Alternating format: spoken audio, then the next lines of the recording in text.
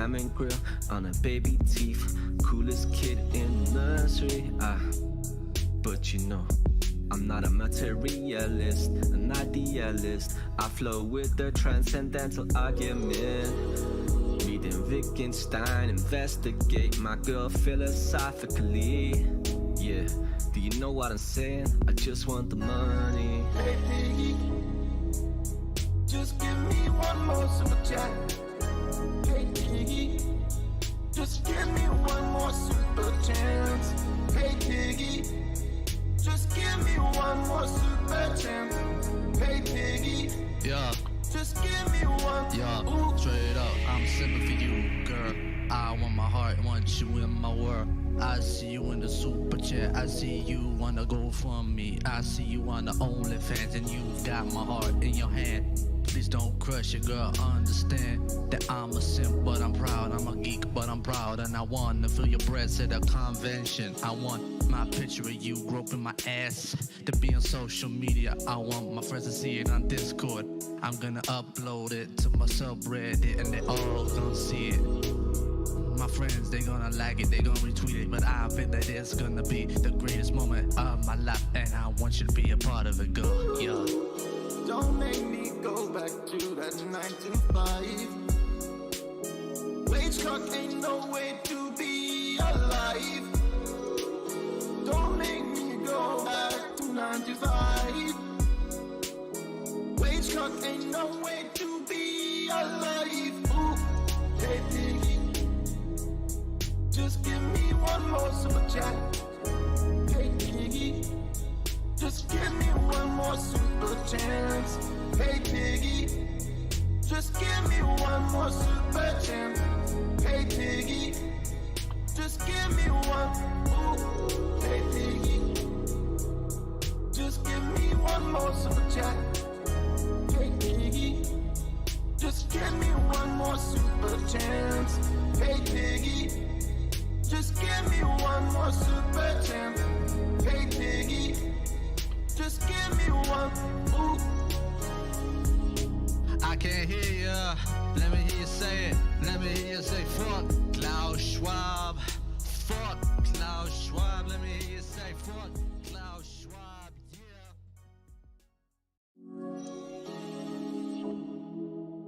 Hey piggy, hey piggy, don't make me go back to that 9 to 5. Wage clock ain't no way to be alive. Don't make me go back to 9 to 5. Wage clock ain't no way to be alive. Ooh, hey piggy, just give me one more super chat. Hey piggy, just give me one more super chance. Hey piggy, just give me one more super chance. Hey piggy, just give me one. Ooh. When I'm with my boo, 1 and 1 makes 2, then it makes 3. Yeah, we had the baby. She want Versace, she want Gucci. Gotta lay down all my bands on the Lambo, cause she don't like my Volvo, no, no. Yeah, she got a diamond grill on her baby teeth. Coolest kid in the nursery. But you know, I'm not a materialist, an idealist. I flow with the transcendental argument. Reading Wittgenstein, investigate my girl philosophically. Yeah, do you know what I'm saying? I just want the money. Hey piggy, just give me one more super chat. Hey piggy, just give me one more super chance. Hey piggy, just give me one more super chance. Hey piggy, Yeah, just give me one. yeah, Ooh. straight up, I'm simple for you, girl. I want my heart, want you in my world. I see you in the super chat, I see you wanna go from me. I see you on the OnlyFans and you got my heart in your hand. please don't crush it, girl. Understand that I'm a simp, but I'm proud. I'm a geek, but I'm proud. And I wanna feel your breath at a convention. I want my picture of you groping my ass to be on social media. I want my friends to see it on Discord. I'm gonna upload it to my subreddit and they all gonna see it. My friends, they gonna like it, they gonna retweet it, but I think that it's gonna be the greatest moment of my life, and I want you to be a part of it, girl. Yeah. Don't make me go back to that 9 to 5. Wage clock ain't no way to be alive. Don't make me go back to 9 to 5. Wage clock ain't no way to be alive. Ooh, hey Piggy, just give me one more super chat. Hey Piggy, just give me one more super chance. Hey Piggy, just give me one more super chance. Hey Piggy, just give me one. Ooh, hey Piggy, just give me one more super chat. Hey Piggy, just give me one more super chance. Hey Piggy, just give me one more super chance. Hey Piggy, just give me one. Ooh. I can't hear ya. Let me hear you say it. Let me hear you say fuck Klaus Schwab. Fuck Klaus Schwab. Let me hear you say fuck Klaus Schwab. Yeah.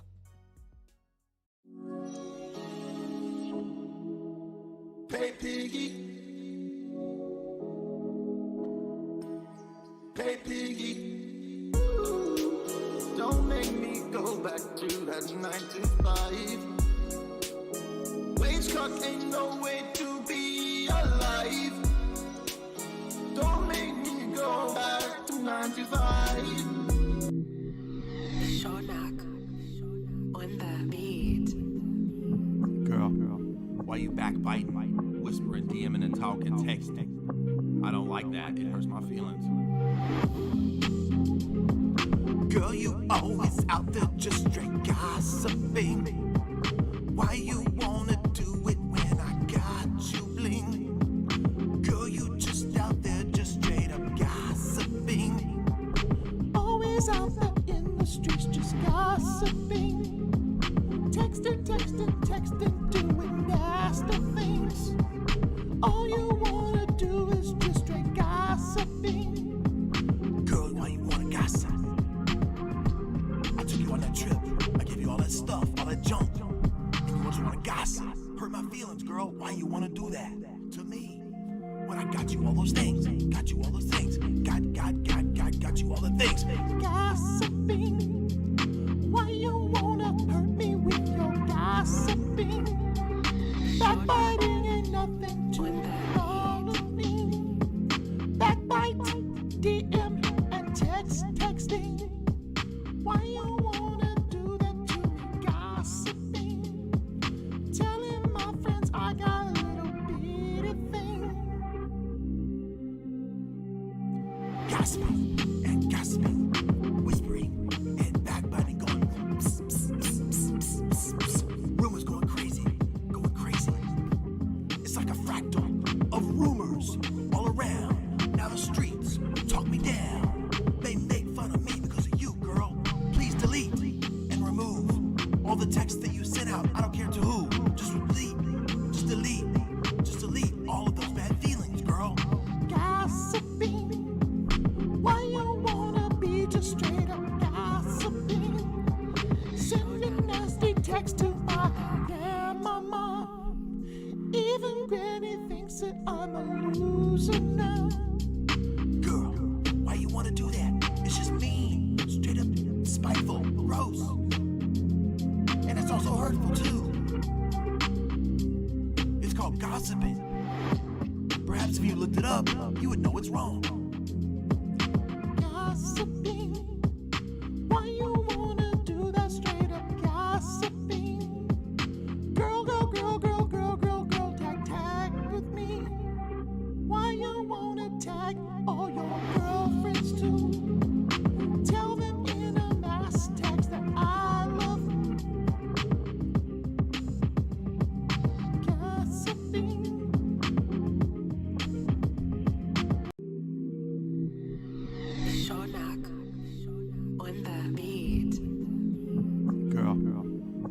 backbiting, whispering, DMing, and talking, texting. I don't like that. It hurts my feelings. Girl, you always out there just straight gossiping. Why you wanna do it when I got you bling? Girl, you just out there just straight up gossiping. Always out there in the streets just gossiping. Texting, doing nasty things. All you wanna do is just straight gossiping. Girl, why you wanna gossip? I took you on that trip. I give you all that stuff, all that junk. You just wanna gossip. That's big E energy, baby. Big E energy, baby. I got that big E energy, baby. You like my Elvis glasses? Woo!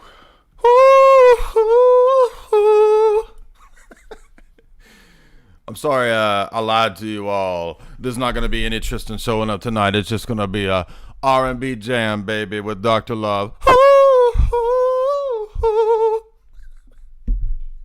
Psych, it will be about cults. But also, it will be about me wearing Elvis glasses and acting a fool. Acting a fool. Why he acting a fool? Yes, by the way, Tristan will be here in a moment. He's up there in El Salvador, wherever he's at, in Tijuana, building mud huts for boomers to live in. I'm over here stacking cheddar, getting paid. What are y'all doing? What are y'all doing?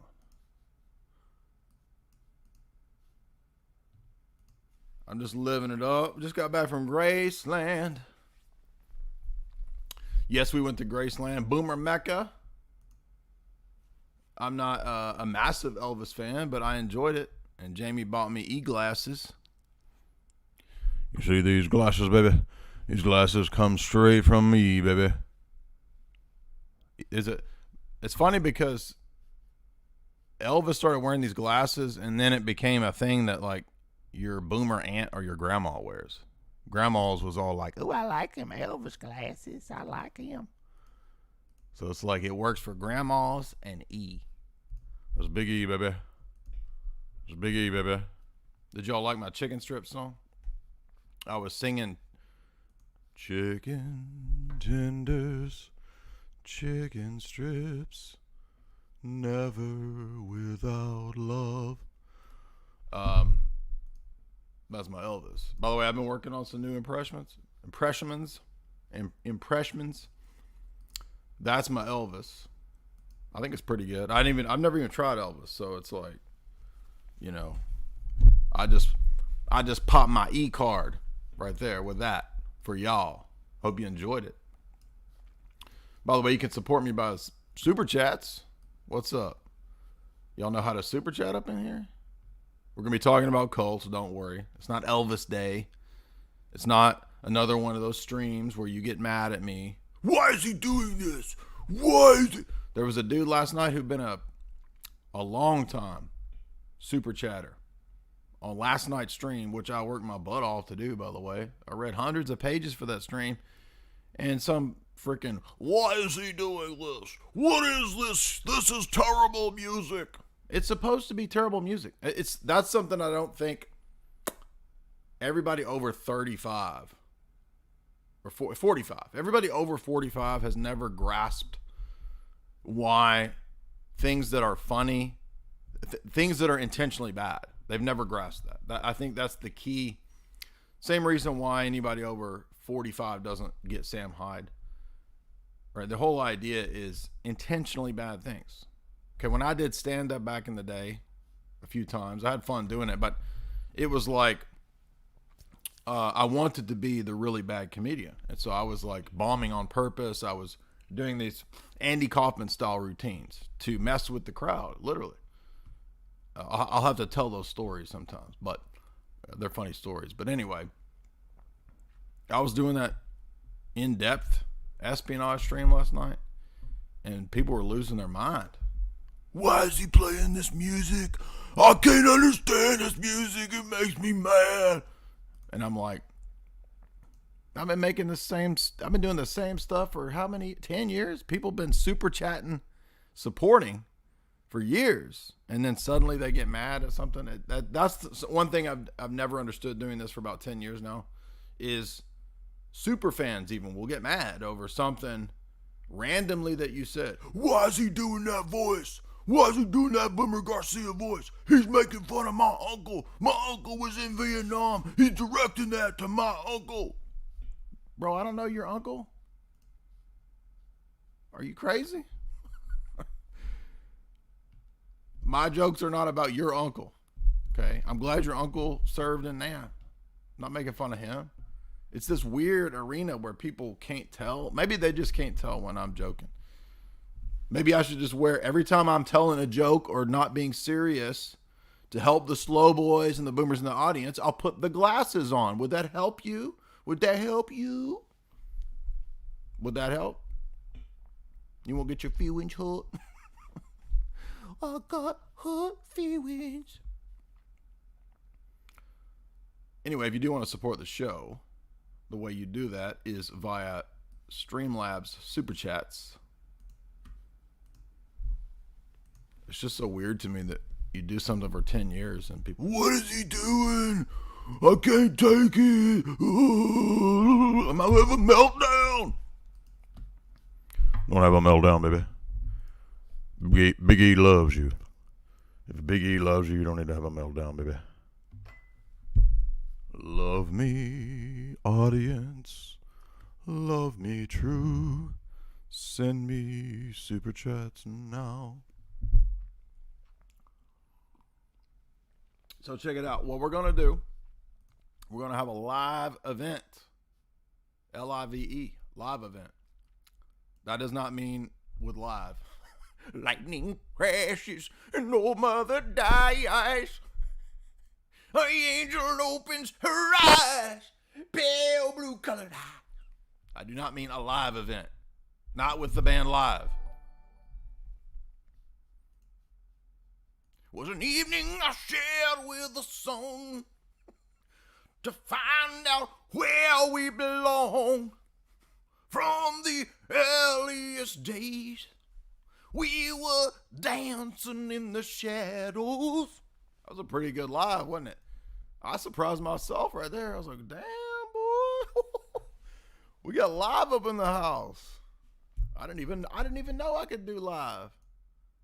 Y'all getting a discount, free performance tonight? Where's the love at? Hell, I might just break off into a dang variety show of singing all night.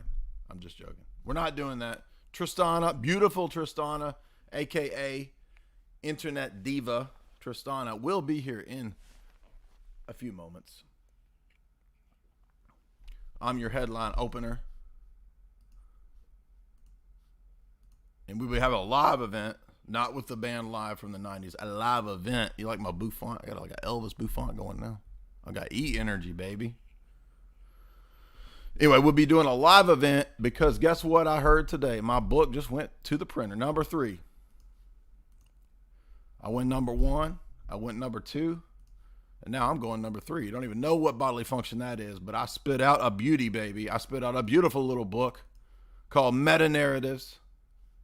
My 15 best essays of the Lost Arcana, revamped, redone, that you don't know about, you probably didn't read, because a lot of y'all have just jumped onto my caboose.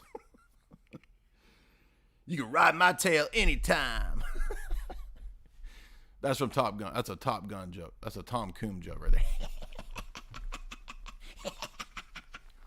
That's a Tom Cruise, Val Kilmer joke right there. You can ride my tail anytime. Giving myself a high five. That's Tom Cruise over here. That's Val Kilmer over here. That's Iceman and Maverick. Bow, ride my tail anytime, baby. That's a dumb joke, by the way, before you boomers lose your mind. He's promoting the gay. He's promoting Skittles. Whoa. It's just jokes, dude. I don't even like, dude, what are you talking about? I don't even like Top Gun. Every boomer I know loves Top Gun. I I love that movie, boy. Tom Cruise, man, the way he was taking showers. he took like showers in that was badass, boy. And then the flat top, the dang flat top that Val Kilmer had, boy, that was badass right there. Riding that motorcycle, taking showers at Kelly McGillis's house. Boy, that was badass. All them dudes in the shower, smacking each other with towels on the back. Pow, pow. That was a badass movie, boy. Could ride my tail anytime. Dude, Top Gun is not that good of a movie. I'm sorry, but...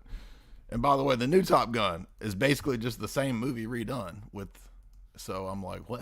Why is everybody going nuts over this movie? I think they're just cashing in on people are missing the old America, right? America have got so crazy that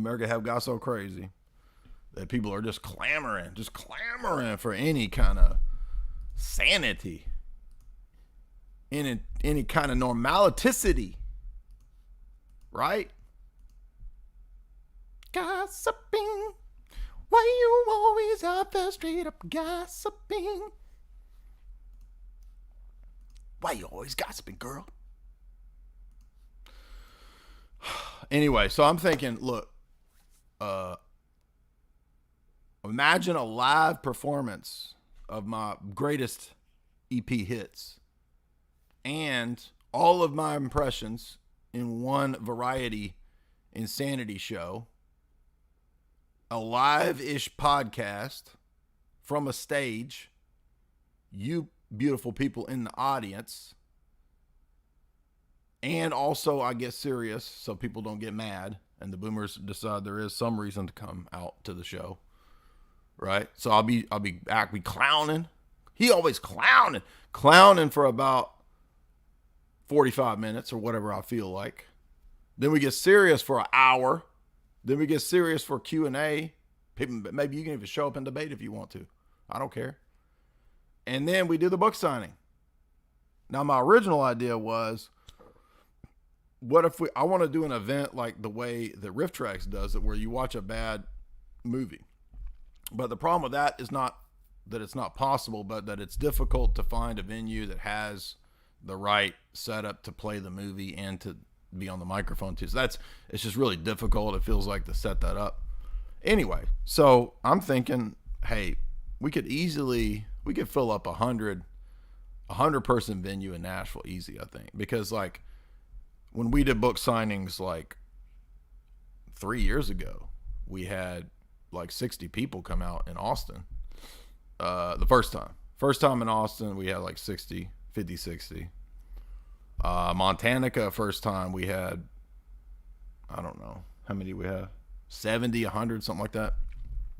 So I'm thinking if I promoted it on Papa John's, on Lord Voldemort's, couldn't we at least bring 100 people to Nashville? If by the way, I've never given it much time. Like if I announce I'll be at a book signing, it's like 3 days ahead of time, right? Like one time 3 years ago when we did the book signing in Austin, I announced it, I think, a week ahead of time. So a week gave us 60.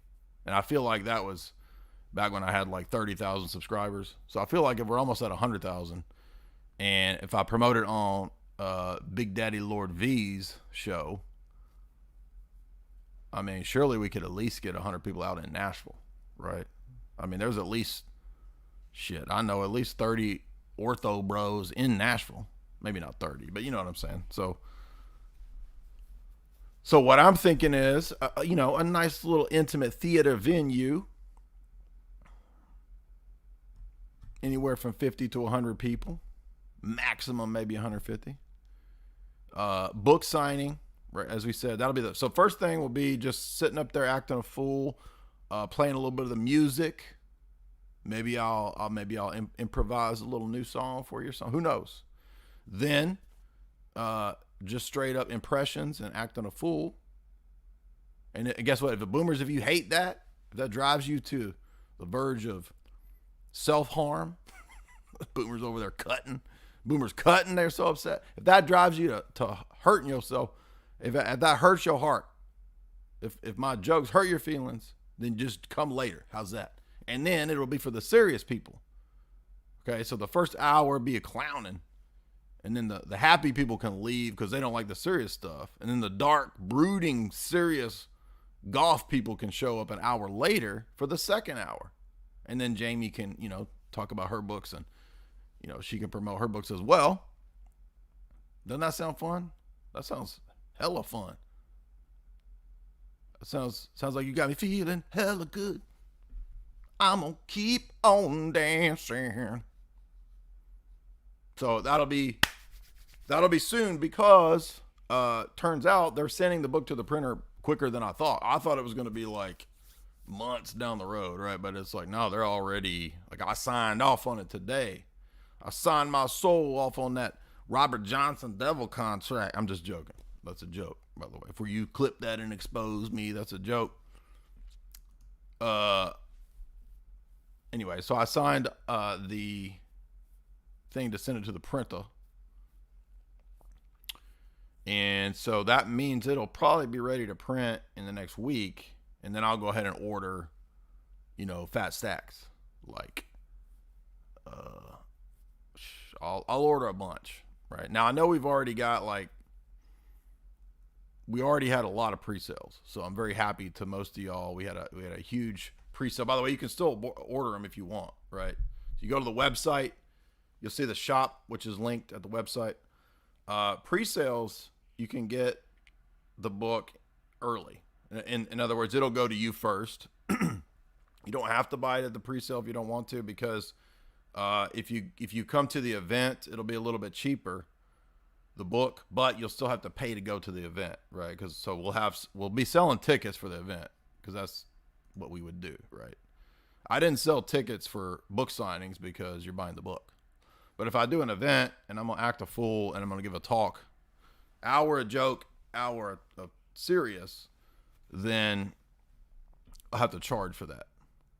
But then the books will be cheaper at the event. Does that make sense? But that's just for people in Nashville. So if you want to go ahead and get your name in, pre-orders right now, we already we already got a giant, I'm not gonna say how many, but it was a lot. So you can get the pre-orders now. It's all over the website. You'll just see the pre-orders there.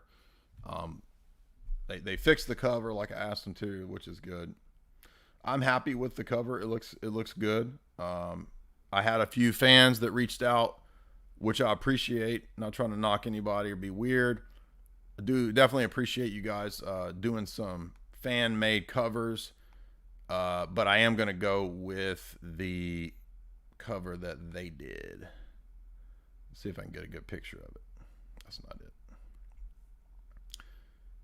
So they finally fixed the cover.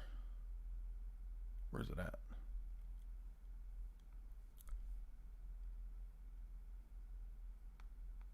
It was an evening I shared with a song to find out where we belong. Where's the freaking cover, dude? No, that's the wrong cover. Well, now I can't find it.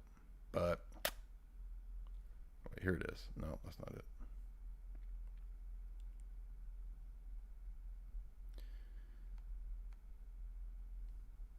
I might even start singing Creed songs if y'all come out to the live show. Imagine that. Imagine me singing Creed live and looking you eye in the eye, right? Imagine me doing oogly eyes, right? Looking you eye in the eye. Because I learned that trick from E. Right? That's what E would do. That's a big E, baby. Well, I thought I had a picture of the book, but now I can't. It's in my Gmail, but there's like 20 emails back and forth between them today, so now I can't find it. But here's what the cover looks like, minus the stupid, redundant subtitle. It's on the Twitter. I'm sure you guys have seen that, right? Probably. But just to give you a little look-see. Well, I think it's on my desktop. Let's see. I can't. How did Big E? How did you see in these glasses? I can't see nothing, Big E. How'd you do it, baby? That's the magic of E, baby. I can make it rain with my brain. I can cause a chemtrail with my contrail, baby. I can crop dust and cause a chemtrail, baby. Where's the book cover? Here we go, right here. All right, so this is the non-fixed cover because I can't find the right image, but it doesn't matter because it's going to the printer. But this is what it looks like basically. It just got, see this stupid part here while they doubled up and put, so it says meta narratives, essays on philosophy and symbolism. Philosophy and symbolism. No, we got it, dude. We ain't dumb. You ain't got to double up on the title, bro. You got to tell me twice. You're gonna do that twice, you might as well put J Dyer, J Dyer.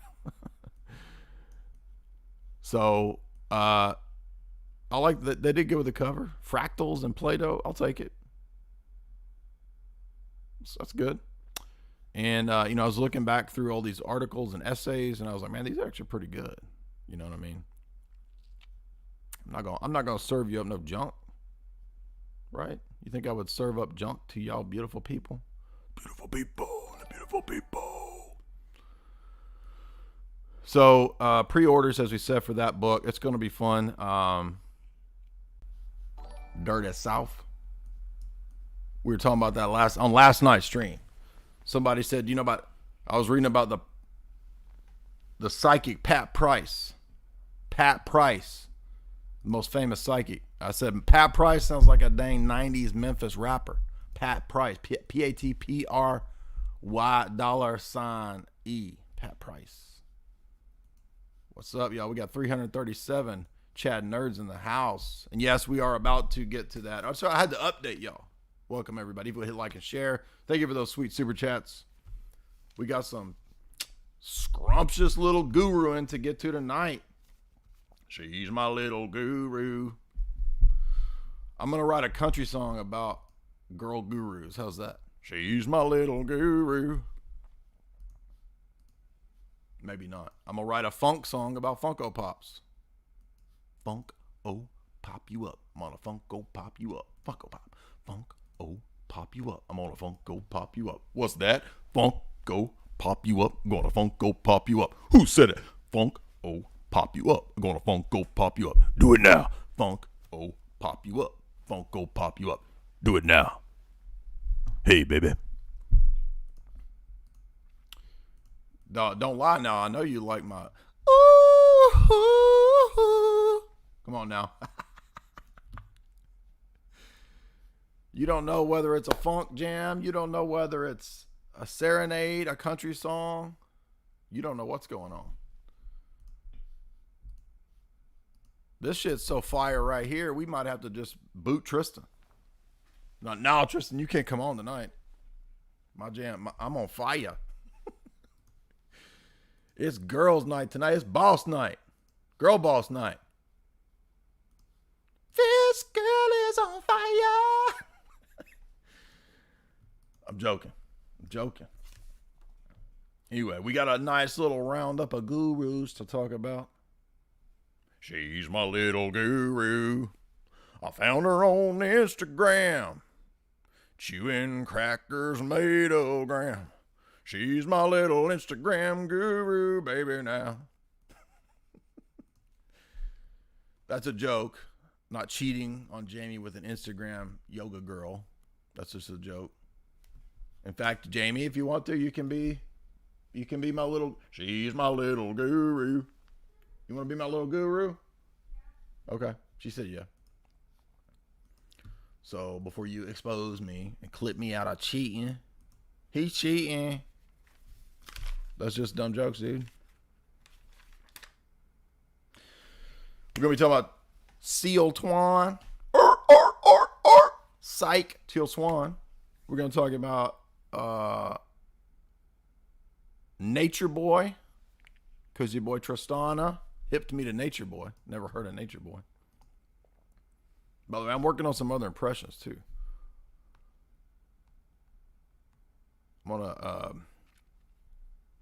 I'm gonna master not just the Elvis. I'm gonna master a Trent Reznor impression. I'm gonna get a Creedence Clearwater impression down. I'm gonna do a Michael Bolton impression. I'm gonna do a Prince. I got a pretty good Prince already, but I'm gonna work on it. And then I'm gonna do a Hank Jr. impression. So I mean, my Hank Jr.'s all right. It's decent, right? Y'all heard that? Y'all heard that the other night, right? I might just start rapping too. I mean, I don't even know. I I was cracking up on my own stream last night about Pat Price. That shit was making me laugh hard, dude. I couldn't even do my stream. And where was everybody on that stream? Nobody cares about occult spies? I read like super deep into the Cambridge spies. And nobody even cared. Well, we had a decent crowd. We had a good crowd last night. But I would have thought more people would be into that. I don't know. Somebody said, why aren't you doing more debates? Has it not been obvious that I cycle through topics?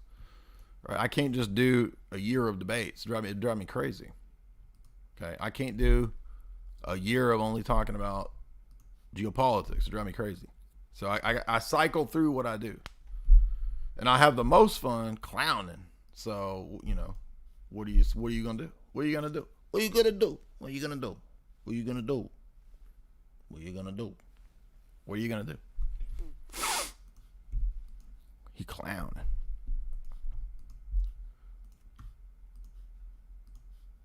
We got some other 90s bands. We could sing like Creed. We could sing like Live. I didn't even know I could sing like Live. Was that a pretty good impression of Live or not? Tell me in the comments. Tell me in the chat here. Was that a good Live impression or not? Oh, who we're gonna talk about? So we got a whole lineup of gurus. We got some new ones that Tristan and I haven't talked about. And in fact, this actually began covering the cults and gurus with me and Tristan talking about it. And of course, I've written 2 books on cults, so I know this subject pretty well. Esoteric Hollywood 1 and 2, for those that don't know. Signed copies on my website.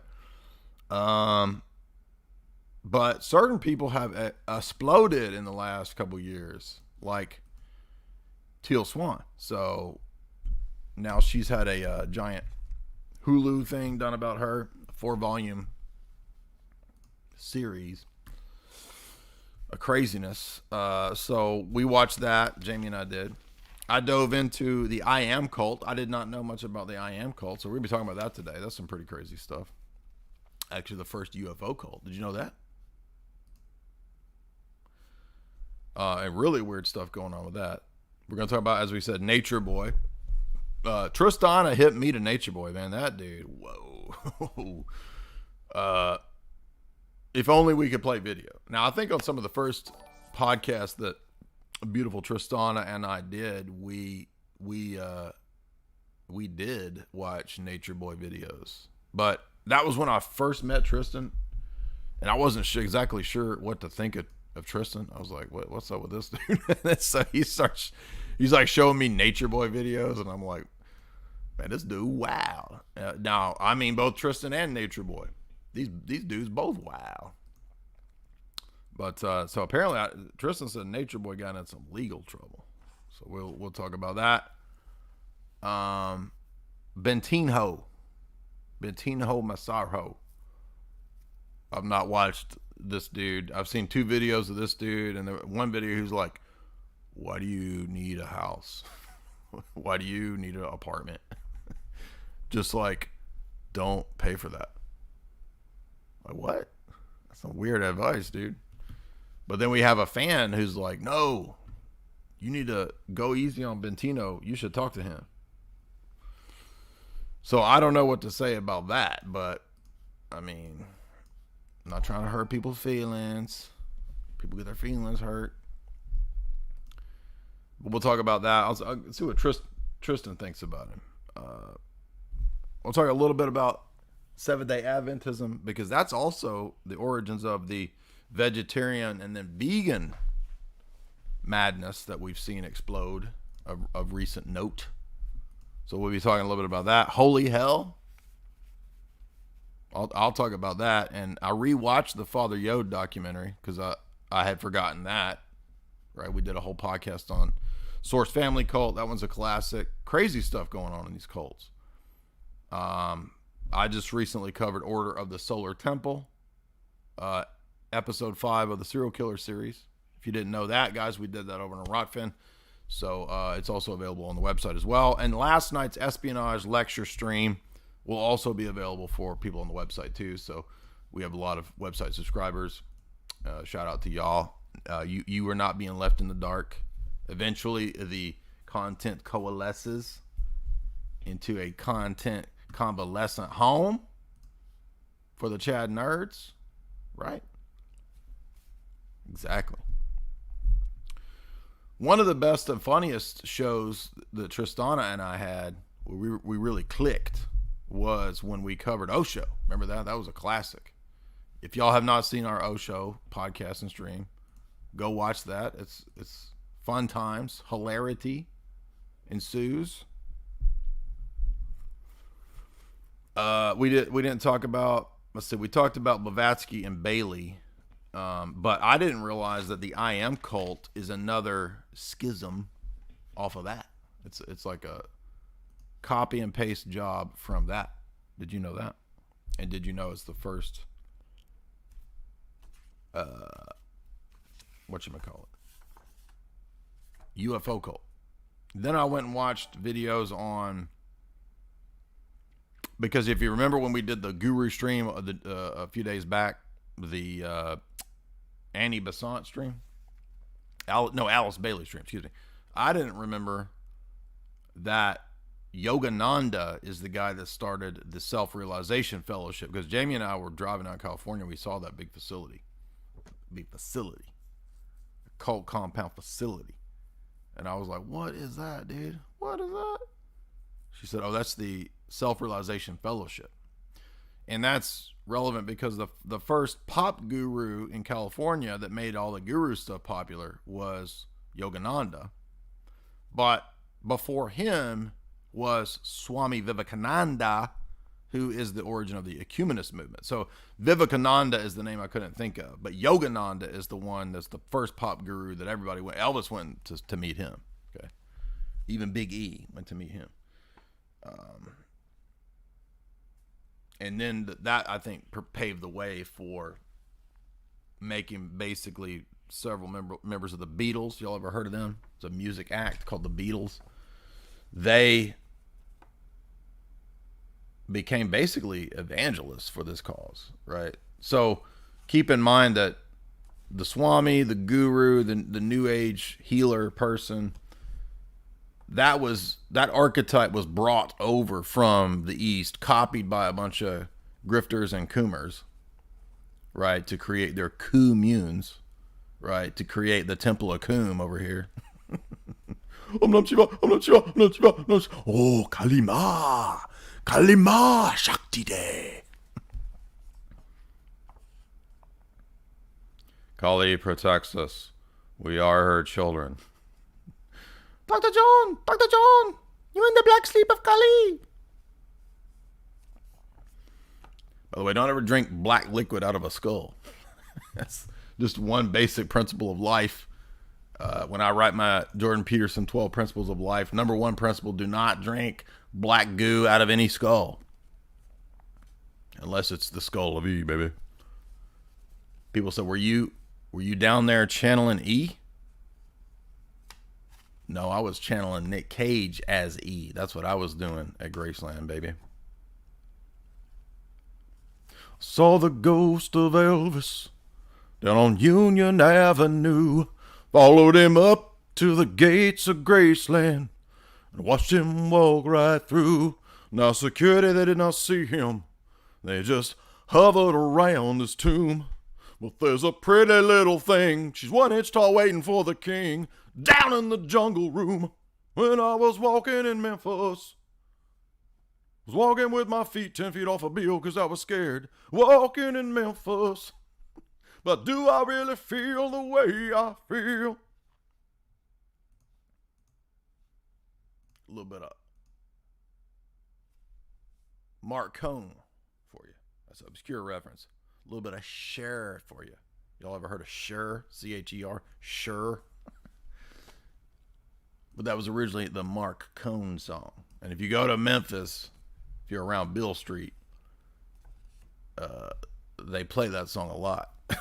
It's like going to Florida and will I hear the Beach Boys? I wonder, right? Will I hear the Key Largo Beach Boys song if I go to Florida?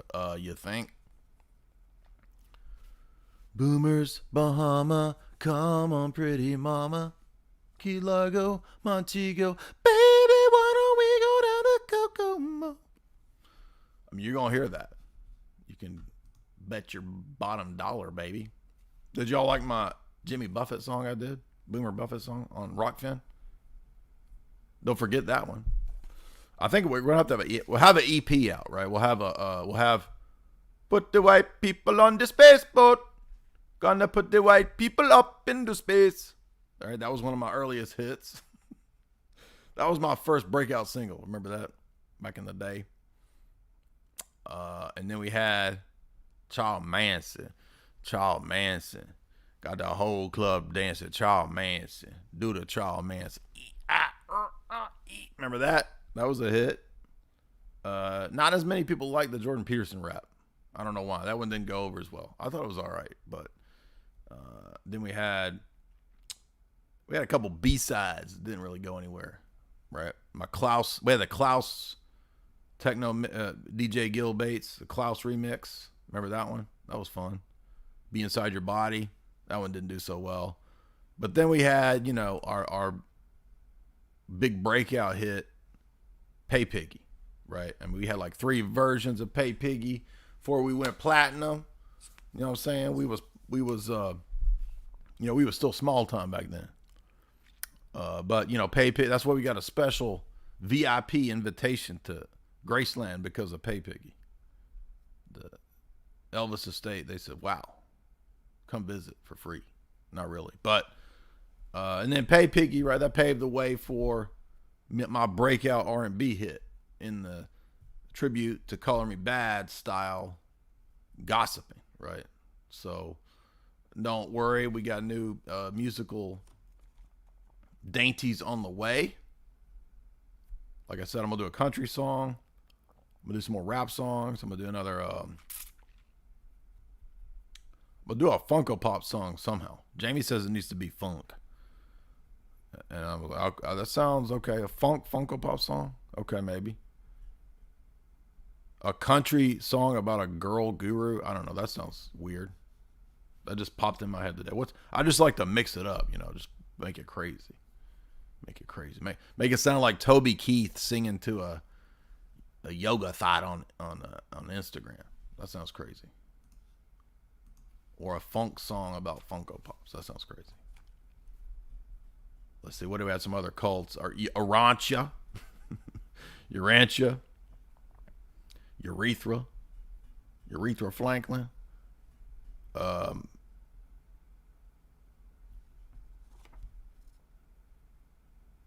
trying to. I can't read my notes with my e-glasses. Yeah, and we're gonna do a breakdown of what the patterns are of the gurus, right?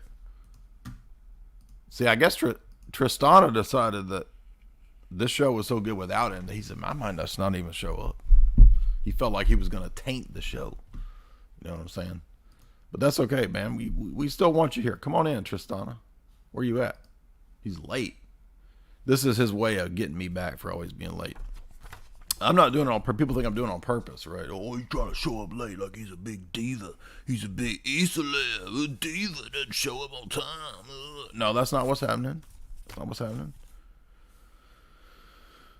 Did I mention all the gurus? I think we did. And then Tristan's got a bunch of gurus that he's looked at as well. So we're going to listen to his analyses. And then, by the way, we're doing a Elvis podcast. That's also why I got these e-glasses. We're going to be doing an Elvis analysis. Because I went and saw that movie, and I'm not that into Elvis. It was not because of me being a big Elvis fan. It was family events, birthdays. So we went out for birthdays. Jamie wanted to see the Elvis movie. We went to see that. I enjoyed it more than I expected. It included some of the conspiratorial elements, which I didn't expect. And I've read a little bit. I got a chapter. There's a good chapter in this book from my publisher, Weapon Against Us. Drugs is a Weapon Against Us. John Potash. That's a good book. It's got a whole Elvis section in there. So I knew a little bit about this and Colonel Tom. But they really put that in the movie. I mean, it was like, more conspiratorial than I expected. And then turns out, we got to go to Graceland for this event, for a checking it out event for other family members who wanted to see it. And, you know, it was interesting. It was interesting. I've been in Elvis's basement. I was down in the jungle room, right? Well, the jungle room's not the basement, but you know what I'm saying. Have you ever seen that TV room? Anyway, we'll be covering all that. That was Elvis had an Intel center. Isn't that weird? His little Intel center. I gotta have Intel, baby. I gotta see the TVs. Gotta have 3 TVs like a president has, baby. So we went to that tour, saw all that. I got to see E's karate suit. Did you know he was a black belt? All his karate awards and gis were on display, so I got to see all of that. And then we got some really weird stuff about the books that we saw. So Elvis had some very interesting esoteric books on his bookshelf desks, because everything's kind of preserved supposedly the way it was, right? Everything's just left as it was, right? Anyway, so, and Bay's Lit Analyzer, he just did a stream, by the way, on Elvis, and he kind of talked about some of this, and we'll be getting into some of the background of Colonel Tom, and what was going on with that, what was going on with E being enlisted. Some suspicious, some sus stuff going on with Big E, baby. Return to sender. I'll put the letter in the postman. Well, you put the letter in the postman. That doesn't work. Let's see, other gurus. Who else did we talk about? Gwen Shamlin. We did a whole podcast on that. Jamie did. That was good. I did write down some Bentino notes. I forgot that. Okay, so I do have some Bentino notes, by the way. So we'll be talking a little bit about Bentino. Jamie dug up a lot of Seal Twan notes. Teal Swan notes. So we'll be looking at that. Checking out let's look at a couple I can't talk. Let's look at a couple super chats while we wait on this evening's diva. We had some super chats come in when I was on a different stream. Melissa DeCursey. What's up, Melissa? Longtime supporter, super chatter. Shout out to her. She said, thank you for the teal stream. Well, we got more of that coming, so thank you so much for that. $20. Big super chatter supporter. Thank you so much. Whole milk, $1,000. Since $5. That was a fake out. Remember that one day somebody sent was it a $500 super chat or $1,000 super chat? Remember that one time we got like $1,000 super chat? That was crazy. Whole milk 1,000 since $5. It says, Jay, how are you? Is drinking blood a sin? Yeah, I would say so. If so, why is that? Because the life is in the blood, Leviticus says, right? So, it's a violation, you could say, of divine laws and principles of nature to try to consume or partake of the lifeblood of another creature. Would you please review the Wishmaster trilogy? Oh man, I tried watching that. Isn't that like a Clive Barker thing? And the first one was so bad, dude. It could be like part of like a B movie review, I guess, but I think I've only seen the first one, so I didn't even know it was a trilogy. God bless you, and Jamie as well. Well, thank you, dude. See, I like wearing my e-glasses, but I can't see the super chats. These are some dark puppies. It's dark like my soul, baby. It's a soul vision right there, baby. BMX 1966, $25. Sweet. And that wasn't even while I was live. He was tweeting before super chatting before we even started. He said, Jay, great discussion on the topic. More of it. Can you thank Tristan? I can, but I'm not going to. Yes, I can thank Tristan. So BMX 1966, thank you for that super chat. And also We will tell Tristana thanks if Tristana can't even make it. BMX 1966 again for $10. I'm sorry I forgot. Cheers, thank you. You forgot what? You forgot to say thanks? Forgot to send more money? Ooh! Pay piggy. Just kidding. I love you. You're not a pay piggy. That's a derogatory term that is a joke. And I would not ever hurt the sweet, sweet feelings of my audience. Derek S., $5. Technocracy stream win. When? When haven't we, dude? What you talking about? Technocracy stream. Pfft. Dude, how many times are you new here? It's okay if you are. I mean, how many? Technocracy stream, probably 50. I mean, but we can always do another one, I guess. I think it would be all the things you've been covering together nicely. Yeah, I mean, we've done plenty of technocracy streams, but we could do another one. Thank you for that. Well, Emmanuel, $5. Thank you. You're welcome. Well, Emmanuel, long time super chatter. Shout out to Well Emmanuel. Star77 sends $7.77, getting all numerically esoteric. Psst, psst, psst, psst. That's all it says. Psst, psst, psst, psst. That's from my song, my hit song, Gossiping, if y'all ain't heard it. By the way, all the songs are on Spotify. People are like, when your song's going to be on Spotify? When your podcast going to be? It's been on there for years. What are you talking about? Look, it's on there. Desert Vagabond, $5. I'm a former evangelical, and I became Orthodox in 2017. Awesome. I've run into some evangelicals since then. I'm starting to see them as a New Age Protestant cult. Well, actually, that's funny you said that, because several of the gurus and the elements of what we're going to talk about tonight, if Tristana ever shows up, will actually be my comparisons that I've seen with evangelical stuff and the relationship of evangelicalism, the death of mainline Protestantism and evangelicalism, leading to people looking at alternative things for sources of mysticism. So, yeah, it does seem like evangelicalism is kind of gradually evolving into this kind of a thing. They're New Age Protestants. They can't answer basic questions in terms of scripture, and it's basically emotional manipulation,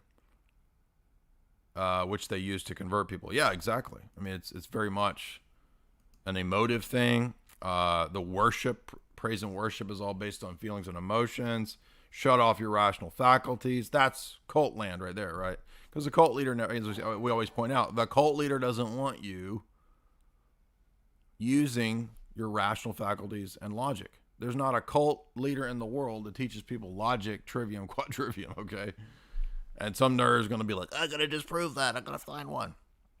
You'll find some, quack. I guess you could say Bertrand Russell was kind of a cult leader, an atheist cult leader, and he taught logic. So, yeah, that's true. But in the sense of like New Age cults, no, they don't. They tell you to specifically suppress left brain analytical thinking. What do? We tell you to wed your left brain, your right brain. That's what we do over here. That's why a lot of people can't understand what we're up to, right? It's like half the audience says, do goofy things. Do your right brain things. The other half says, stop doing the goofy things. I hate your right brain. Give me only Spurg algorithms. Spit out your facts in algorithmic form. Maybe I should just spit out algorithms for some of the Spurgs. You need to wed both sides of your brain, baby. That's what we're talking about. Talking about left and right brain holding hands. Hands across America. Lamont Stigler, $3. Klaus Schwab, stop the shock. Stop the shock. Yes. As you guys know, our beautiful sponsor is, of course, Chalk.com. If you want access to the best supplements out there, the best supplements on the supplement market, and there's a million of those. Well, how do you cut through all the baloney quick? You come to your man right here. And nobody wearing these glasses would ever lie to you. You can't lie in these glasses. These are grandma glasses. Big E, grandma, that's it. Nobody else can wear these glasses. And is Elvis going to lie to you? No. Is your grandmother going to lie to you? No. So anyone de facto wearing these glasses tells the truth. And I'm telling you the truth about chalk.com, the best supplements out there, all organic, all rainforest sourced. You got that beautiful She Legit with that mental clarity. You got your ashwagandha, also excellent in promoting focus and mental clarity. Also, this helps to make up for our nutrient deficient diets. You got the overall approach with the daily supplementation, just the daily. By the way, I was just talking to Seaton, and he was like, if you do a Nashville event, he's like, I'm just going to give you zillions of bottles of chalk to give out. Not to you can't have a zillion bottles, but I'll have basically everybody gets a sample bottle. Doesn't that sound fun? See? I'm gonna have free T-shirts. I'm gonna give out VHSs. I'm gonna autograph VHSs. How's that? You bring your Con Air, I'm gonna autograph it. The Tomcat Elite, shown, proven in studies to boost testosterone. That's my favorite. Action 2.0, if you want that daily boost. Do not take a whole bunch of these, by the way, because they do work. They're strong. Somebody was talking about taking 3 the other day. I was like, 3? And they said it was too much. I said, well, that's what I said on the stream. Don't take 3. I said, don't take 2.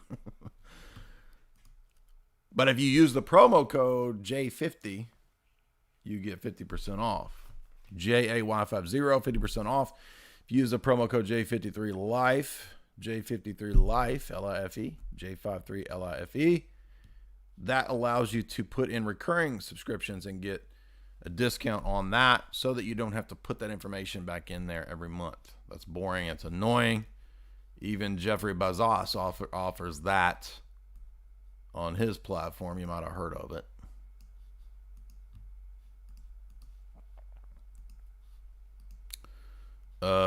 Well, Tristana's about 45 minutes late.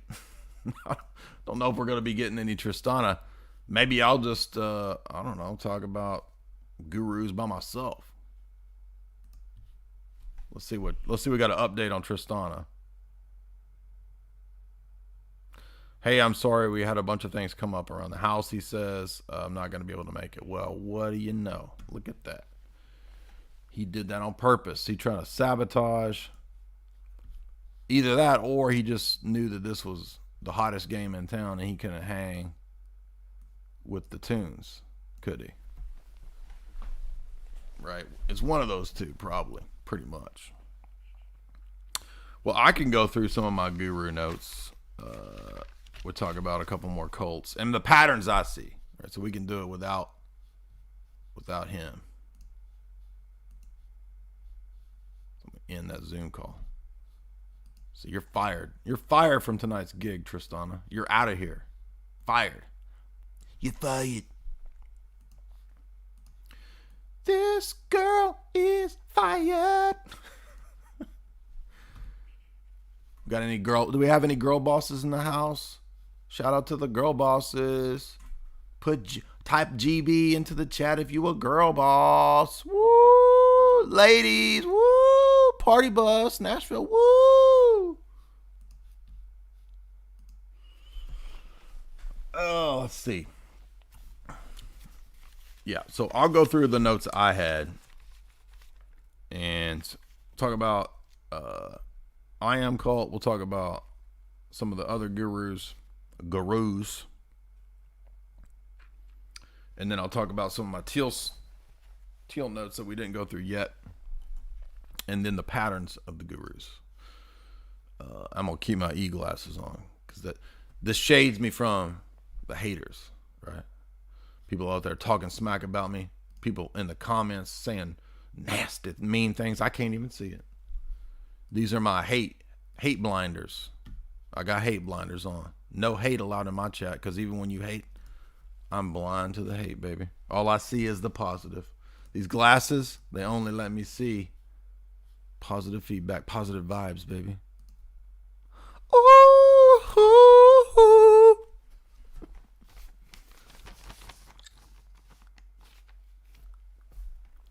Let's talk about the signs of the guru, the problems that I'm going to do that first. Problematic signs of the guru. The toxic culture of the guru. Problematic toxic culture of the guru. And why that's a good thing. I could do the whole monologue in liberal journal titles.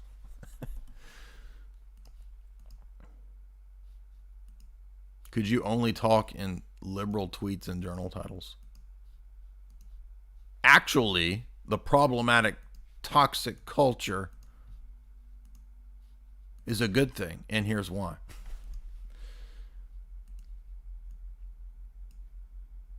So, what's the number one problem of the guru?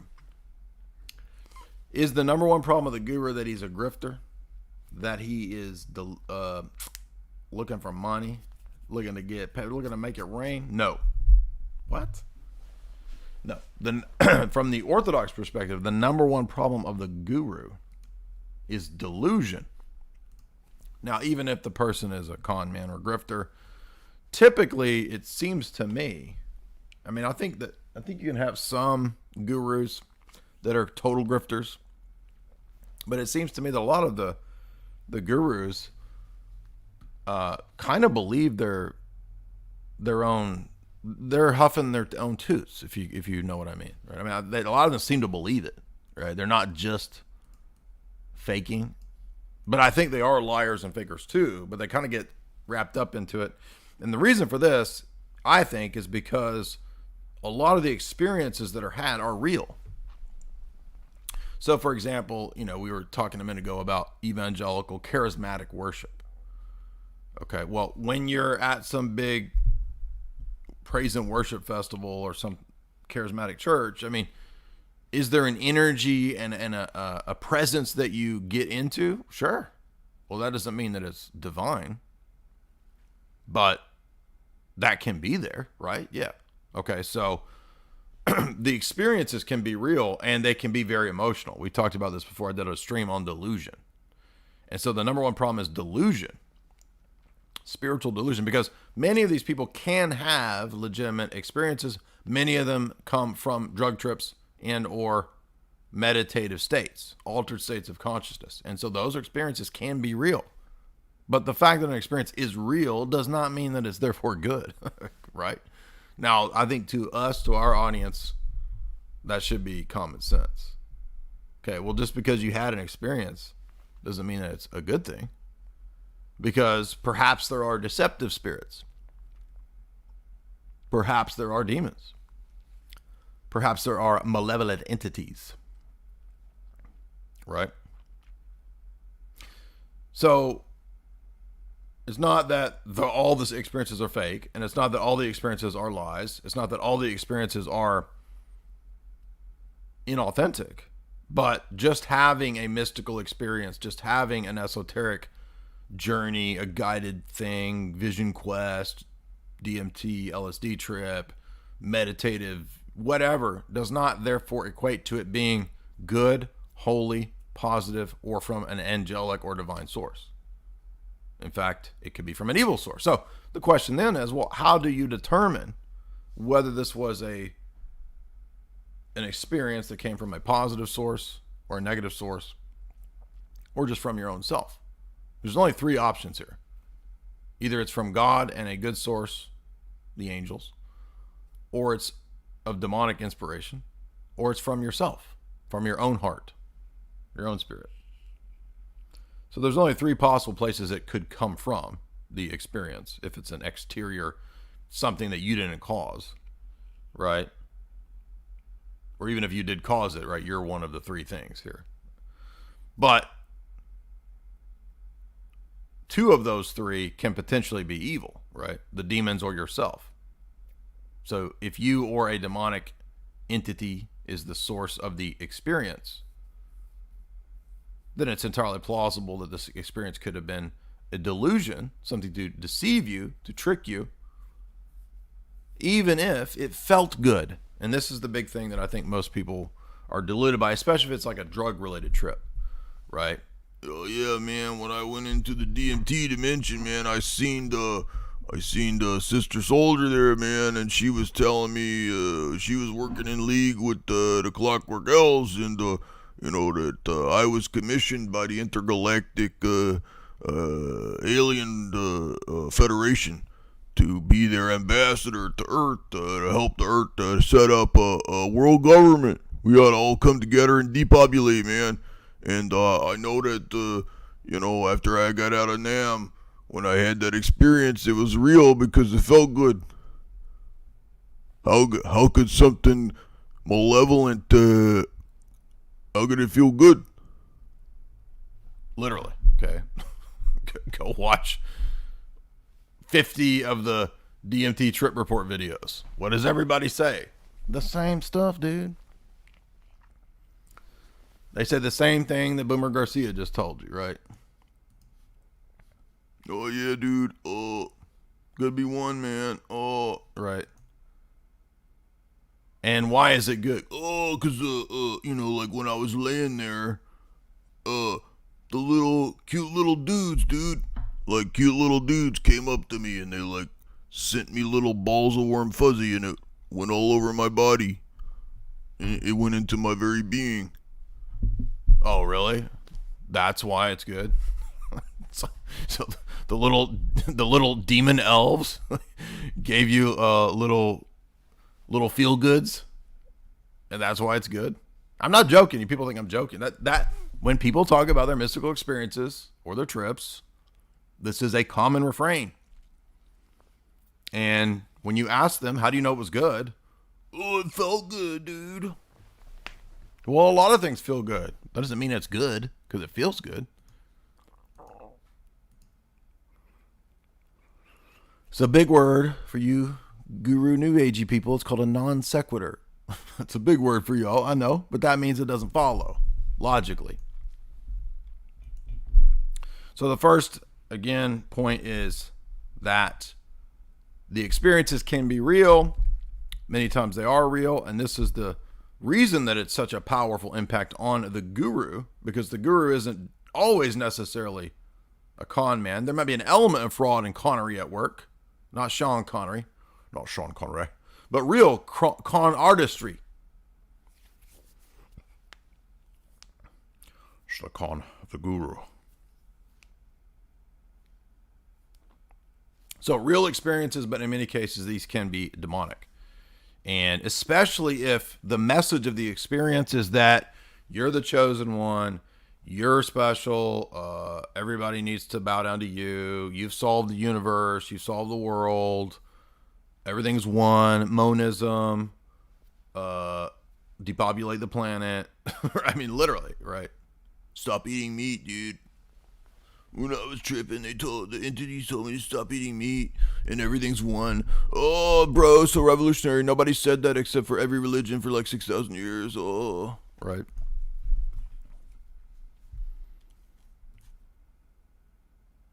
So pre-lest, look up pre-lest. All right, that's number one.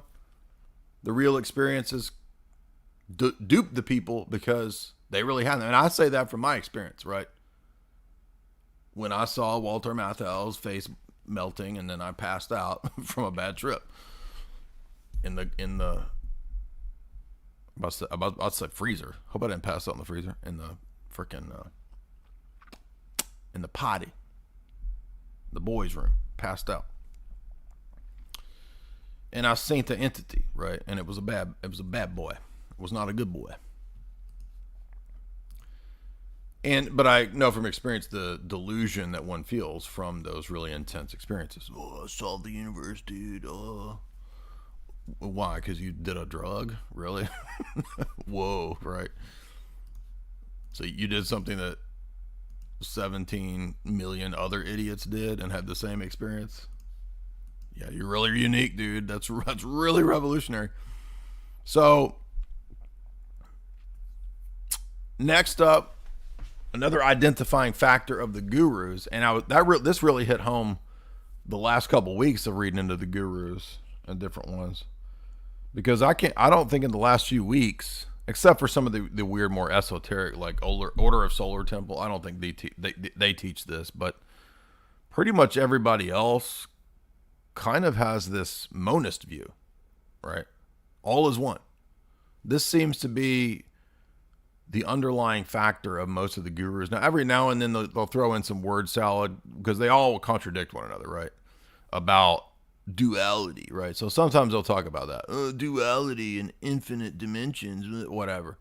But probably the number one doctrine, if we were to lump all of the New Agers together, and the number one doctrine of New Age deception, I think, again, coming out of Hinduism, even though not all Hinduism has always had this view, ironically, or ancient Indian philosophy, is the idea that all is one, or monism, right? And so many years ago, I had to read this whole thing because it's really long and very boring. I read about half of it. It's called Indian Philosophy from Oxford University, and it's a gigantic thing by S. Radhakrishnanan.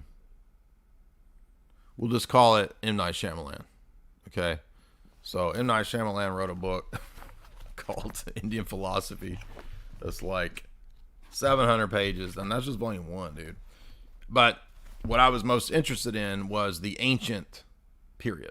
Okay, so I don't really care about the later phases of this. I really was interested in the ancient analysis of the Upanishads, of the Rig Veda, and what is thought to be the most ancient views. And, you know, in the first chapter, he's talking about actus purus, dialectics, and monism. So ancient Hindu philosophy back in the day, I'm talking like 5,000-6,000 years ago, however long ago, we don't even know, right? This is all just guessulations, we might say. Speculations. These are guesstimates, okay? But it is interesting that back, 5,000 years ago, they were debating monism, dualism, and the problem of the one and the many. Not joking. So that element is fascinating. I don't pretend to be an expert on ancient Indian thought or philosophy. I find it interesting in some degree, but it's not my main focus. But I did learn a lot from that book. And what I gathered was, that's kind of like the ancient animistic pantheistic view is always pretty much just that we're all one, dude. We're all God, dude. We're all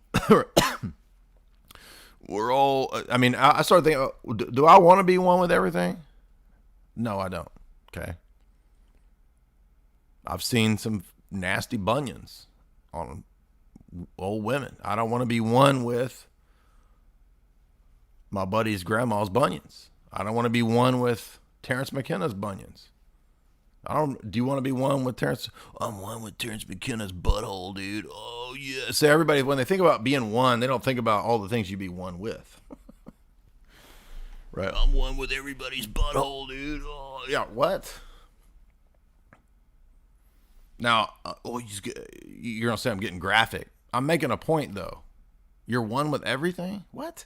I'm one with Jeffrey Dahmer, dude. You want to be one with Jeffrey Dahmer? Jeffrey Badongadonk? No. So first of all, it's dumb just at that dumb level. But to be more specific, to give it a real critique, typically philosophies that adopt the idea that everything is one are based around the idea of Maya, right? That, well, if everything is one, the first question that arises is, well, it seems to me like quite a few things are distinct. Okay, so like I seem to be distinct from this other person, right? And if I'm distinct from another person, then how is it that everything is just one? Well, obviously it's all an illusion, dude. Right? Then we get the next step, which is, okay, well then everything's an illusion. Because in our experience, things are distinct. This thing, not that thing. This book, not that book, right? And so Far Eastern thought, going all the way back to the ancient Upanishad, Rig Veda period or whatever. Oh, everything's just one, dude. Okay, well then why do we appear to make distinctions? Oh, that's because you're trapped in the illusion. Okay, no, wait a minute. Now we have an immediate problem here that's both epistemic and metaphysical. So if in order for me to make distinctions, I'm participating in the illusion, isn't me coming to know this truth that all is one also part of the illusion? Well, yeah, because it's part of my phenomenal experience that you've just told me about. Oh, okay, so then it's also an illusion. So all the truths, including the truth that everything is an illusion, is also not true and illusion. Right? And that's self-refuting. It's stupid. Furthermore, the ability to make distinctions makes language and meaning possible. If I can't distinguish and predicate, then I can't make sentences. Well, then what are all the Hindu books about? Like what this and Eastern philosophy typically they love to adopt that. Oh, well, that's why we adopt contradictions. Okay, well, if you adopt contradictions, then you also do not adopt contradictions. You see how easily this falls apart? It's nonsense, right? I mean, if you accept contradictions, then anything I say is of equal weight and value against your position, and thus no positions can be proven true or false. Therefore, it's self-refuting. But from the geopolitical angle, we can see that, as Huxley himself discusses, right, as the voice of the controlling Atlanticist oligarchy, in the perennial philosophy, he says that we like these monistic philosophies because it contributes to the globalist enterprise of mushing everything into a blob. Duh, is this not obvious? Wouldn't they want to promote a new age blob philosophy if they want to control the big blob? By the way, go watch The Blob, right? And you'll see that. Because that was actually, I mean, even though that's a Cold War movie about communism and collectivism, it's kind of fun if you watch. I like all the versions of The Blob, by the way. The 80s version and the old one. I mean, you can tell that, oh, that's actually kind of true, right?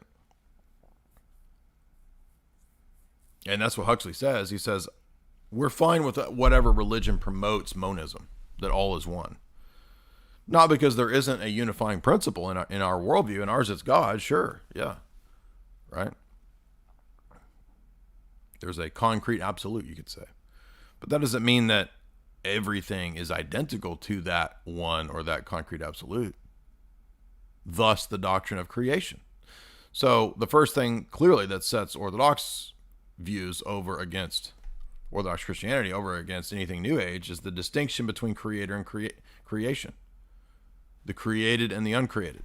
That's our fundamental metaphysic. All the other worldviews that don't believe in creation, the doctrine of creation ex nihilo, that will have some form of emanationism, are typically pantheistic and often monistic. All reality is one. All reality is an extension of God. We're just parts of God, dude. We're all pieces of God, dude.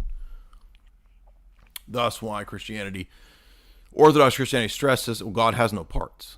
God doesn't have pieces. Parts and pieces are features of the created order.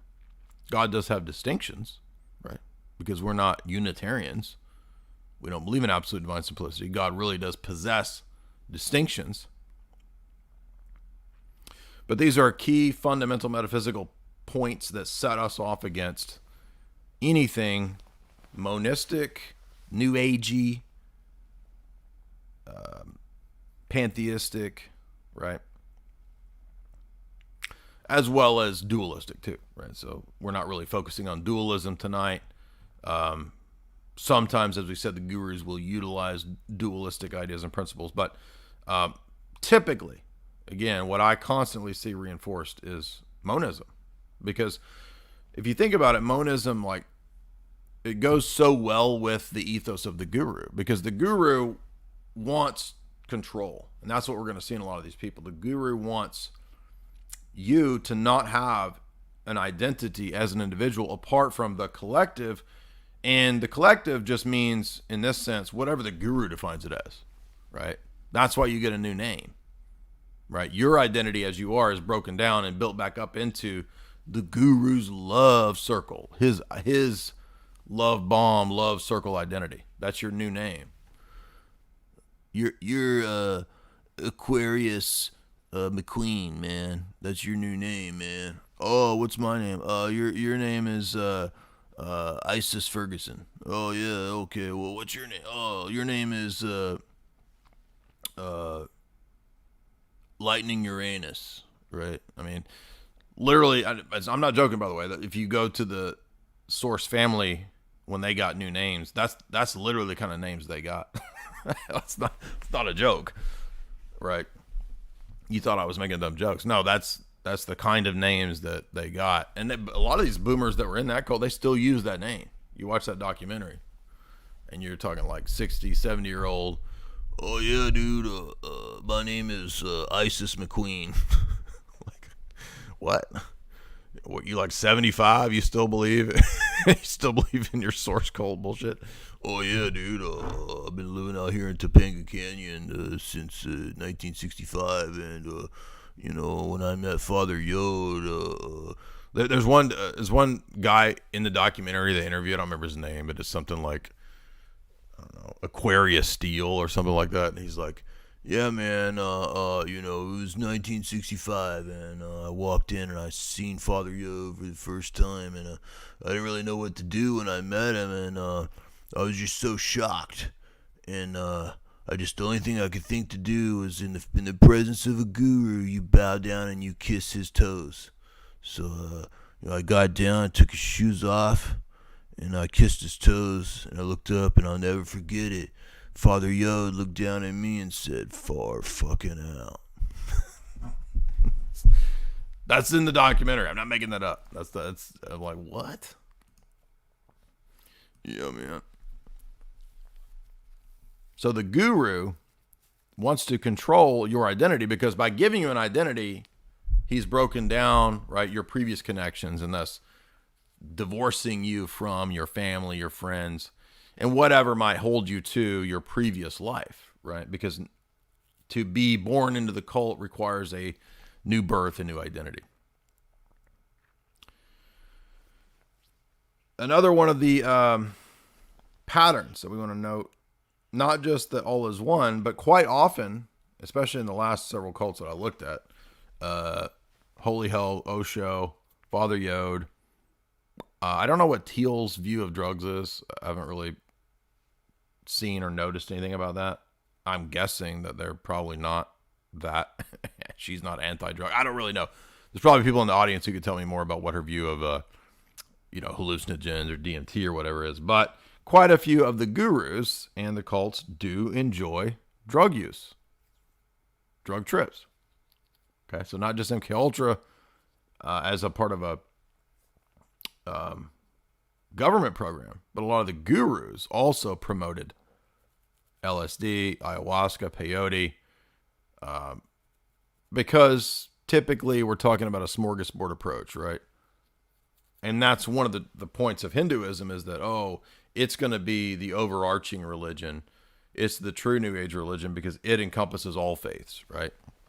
And when back to Blavatsky, as we saw, Blavatsky, Bailey, and Besant, when they get the Theosophy, New Age stuff going, it's all about integrating and being the umbrella for all the religions.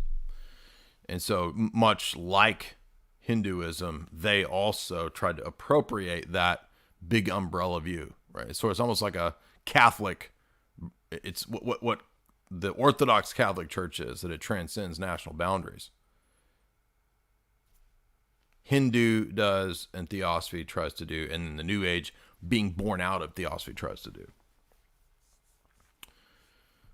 So we notice then that drug use then becomes useful to a lot of the gurus, not all of them. There's a few outliers. I was watching some cult, I forget what it was, but every now and then there'll be one that's like, we're totally against drugs, right? But they still have all the other problems.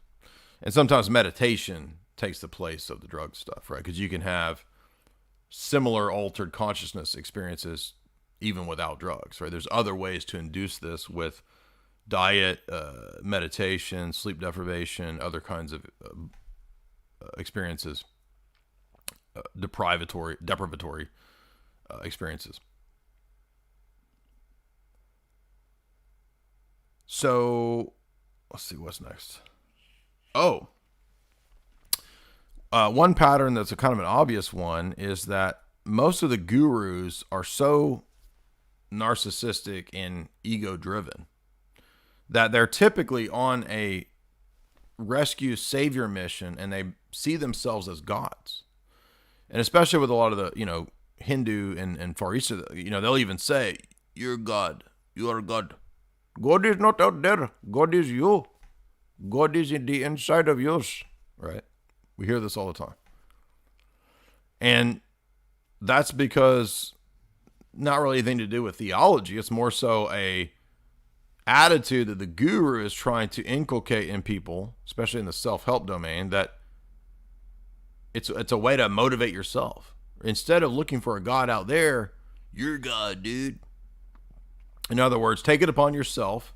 You're responsible. Take responsibility for yourself. And by doing those things, you will train yourself to be whatever you want to be, right? But this is just idolatry, right? You're not God. But the gurus love to tell you they're God because the gurus believe they're God. See how that works?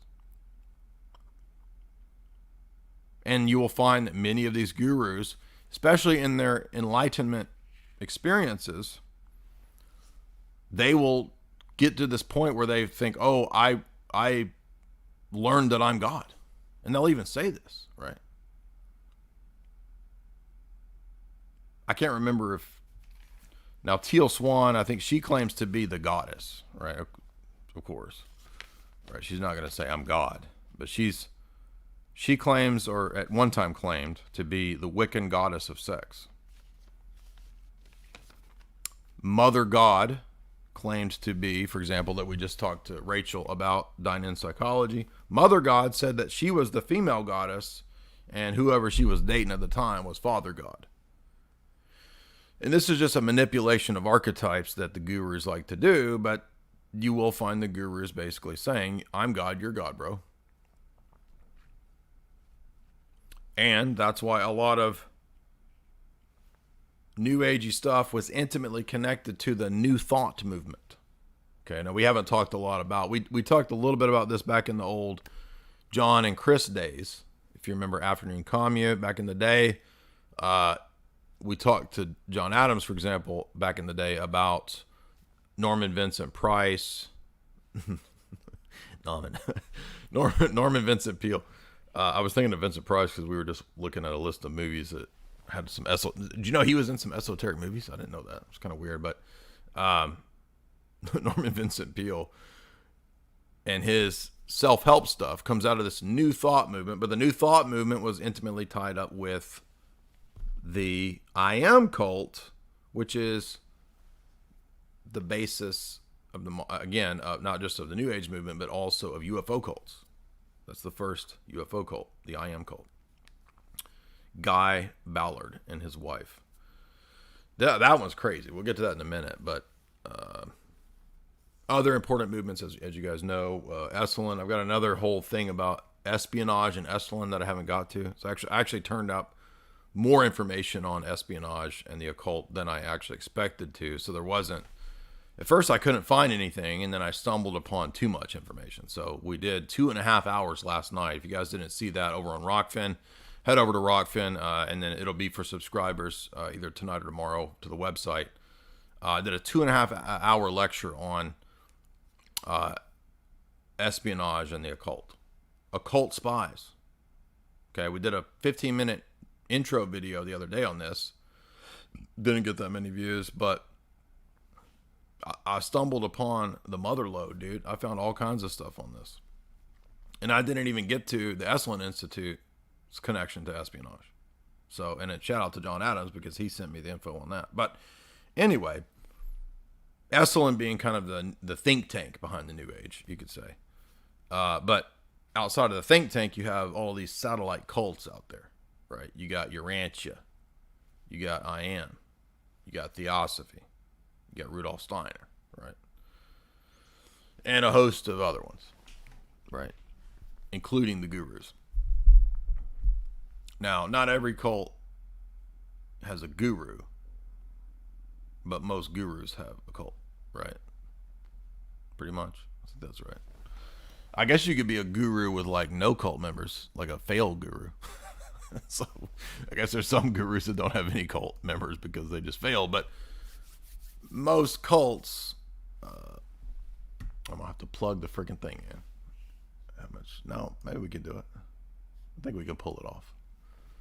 What's up, everybody? Hit like and share if you would. It was gonna be me and beautiful Tristana. He had a hair and makeup appointment, I guess, to get his nails did down in El Salvador or wherever the hell he is. So he down there at the getting the nails and hair did. So he couldn't make it. He thought his beauty product line, that whatever it is he sells, was more important than his audience and you guys, my audience, right? So, you know, next time you're putting in promo codes for chalk.com, you just remember that Tristan didn't show up and, you know, had to get his nails did. So you make of that what you will. Not talking bad about Tristan. Just saying. You know, the obsession with beauty products, the obsession with exfoliating. He calls me on Skype from the bathtub and, you know, he'll literally sit there for an hour talking about exfoliating. And I'm like, man, this is just kind of weird, dude. But he'll go through 30 different techniques of exfoliating in the bathtub that he swears by. I'm just like, hey man, that's just keep me out of it, dude. You're bringing this drama in my life. I don't need that right now.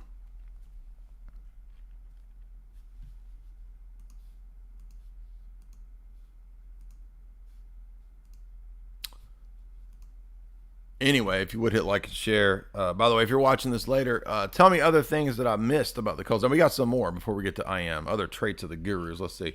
Everybody always says, what's a good book? Well, from the Orthodox perspective, of course, we can't pass over the classic book that analyzes this, which we did do a whole lecture on. So if you guys haven't seen this, many years ago, we did some pretty popular lectures on this. We did a lecture on this. It's had about 20 or 30,000 views. And then we did a lecture on Father Seraphim Rose's book, Nihilism. Has 30, 40,000 views as well. Just type in Father Seraphim Rose, Nihilism, and you'll see my lecture pop up. Father Seraphim Rose, Orthodoxy and the Religion of the Future. And you'll see my lecture come up. But also I do recommend, not that you just listen to my lectures, but that you buy the book, right? And, you know, the first half of this book, really, I think it's the first half, right, is about gurus, is about the influence of Hindu philosophy and thought and religion on the New Age movement, on Aldous Huxley. He talks about Thomas Merton, Huxley, Teilhard de Chardin. Swami Vivekananda has a whole section in here. Evolutionary thought is actually ancient Hindu philosophy.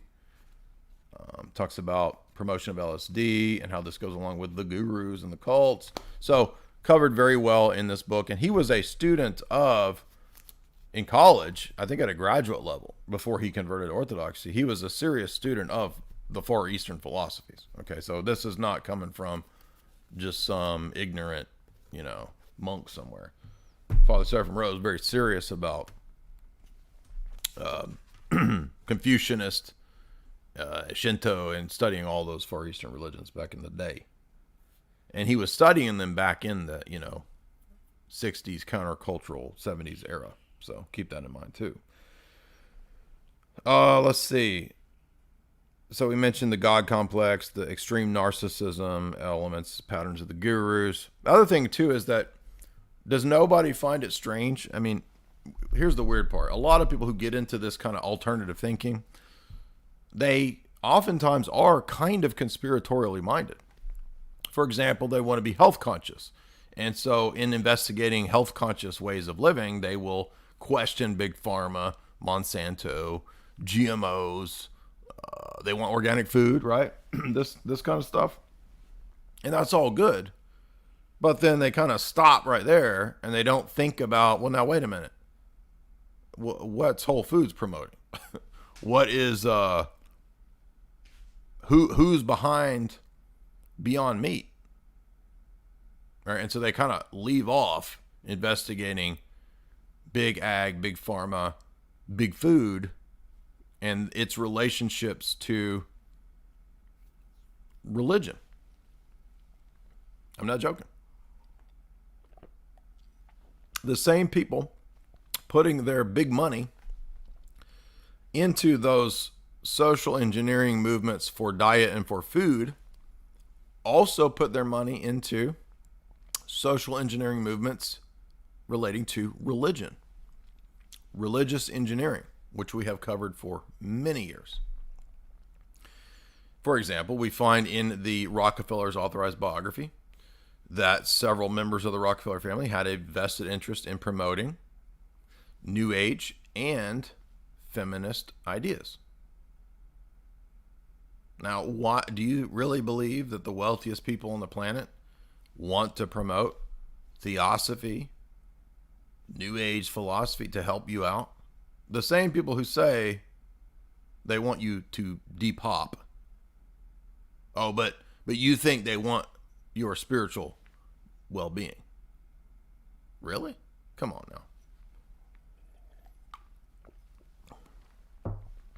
And yet that is exactly what we find. Swami Vivekananda, who in the public documentary I just shared on my I hope y'all watched it, right? Because I shared it on my community tab.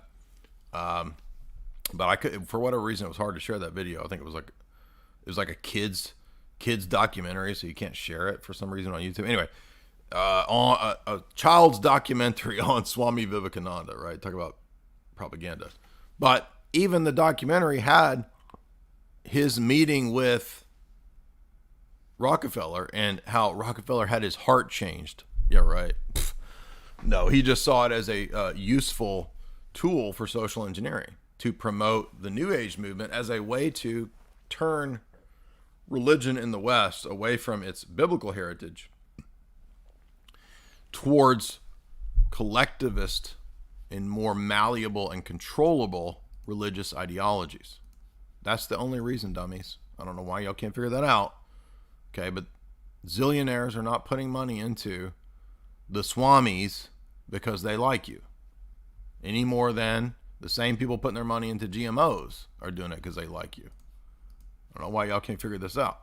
Okay. So we find then again that the origin of the ecumenist movement intimately directly tied to the origins of the New Age movement. Ecumenism and New Age literally come out of the same springs, the same fountain, the same filth pool, right? Ty Lopez got a filth pool out back where he lets the boomers graze and roll around in the water. Remember that? Remember my Ty Lopez video? Where was that? Let's see what's next. Okay, so we see then that promotion by the big families, the big elites, and promotion by the United Nations, right? United Nations is tied at the hip, as we saw with Blavatsky, Bailey, Besant, Lucifer Publishing, which becomes the Lucis Trust, still linked to the UN, still publicly on the website, to promote the unification of all religions. Remember, we saw, now they're the ones that print all the Alice Bailey books. And it's, people say, what book? Well, I covered it in the stream, dude. It's her books on discipleship in the New Age. And she has a 10-point plan to convert the world. And remember, one of the points was to infiltrate and subvert Christianity. Hello?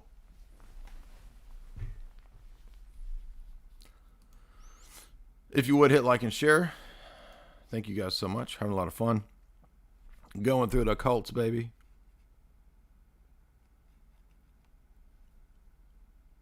Mind control. Cults study, cult leaders, gurus study manipulation, psychology, at least at a basic level. They always want to go back to your trauma, right? So most of the gurus and cult leaders, they want to sit you down. They do the sessions, the guided sessions, the regression sessions, whatever it is. It's to find the hidden traumas in you.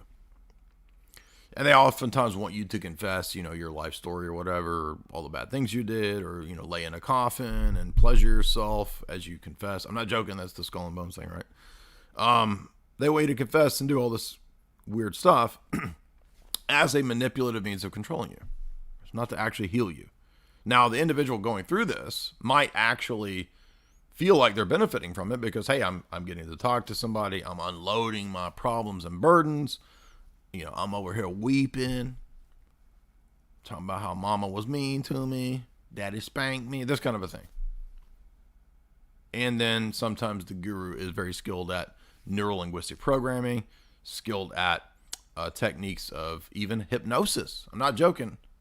A lot of the gurus studied and looked into hypnosis. Now, that doesn't mean that they can do that to everybody, because supposedly it's a small percentage of the population that can actually be hypnotized, right? But keep in mind that who turns to gurus? Oftentimes, the majority, I think we could say. Broken, hurt, damaged people at a vulnerable stage in their life, look to the guru for help, answers, and solutions. So a lot of gurus are predators, and they know in that predatory way that they can prey upon broken, damaged, hurt, weak people. And that goes along with their narcissistic psychopaths. Right? All the vegans on YouTube are like, you're a narcissistic psychopath. Anybody that disagrees with the vegans is a psychopath. Right? And if you disagree and argue with them, you're gaslighting. Gaslighting. The vegans think disagreeing with them is gaslighting. Again, nothing to do with gaslighting, but whatever. Nutrient deficient brains, baby. Brains on grains.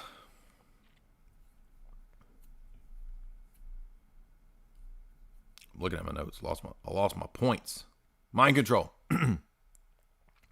So the guru wants you to go blank. He wants to empty you. Right? And a lot of dum-dums believe that's because he's trying to make me spiritual so I can become a vessel for the entities. But no, that's so he can mind control you, dummy. I need just to evacuate your bowels of yourself. I want you to shit yourself out. And when you have shitted yourselves out, you will become empty vessels for Guru Janananda to fill you with love and light and with all of the kums that I have. Right? That's what the gurus really want to do. Right? Mind control you so he can make his loves with you. Or mind control you so that he can control your thoughts and get access to that checkbook, baby.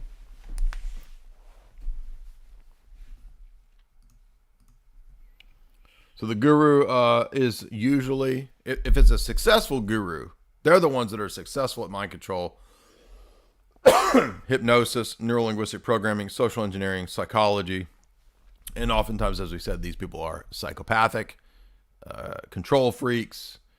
And that's why, by the way, I don't know if you know this, a lot of the gurus have actually been implicated in a lot of crimes. Not just Osho, but a lot of the other ones. Pretty sure, I think Sai Baba. Didn't Sai Baba turn out to be a PEDO creeper? Right? Shocker, right? A lot of these gurus are, creepy coomers. That's it.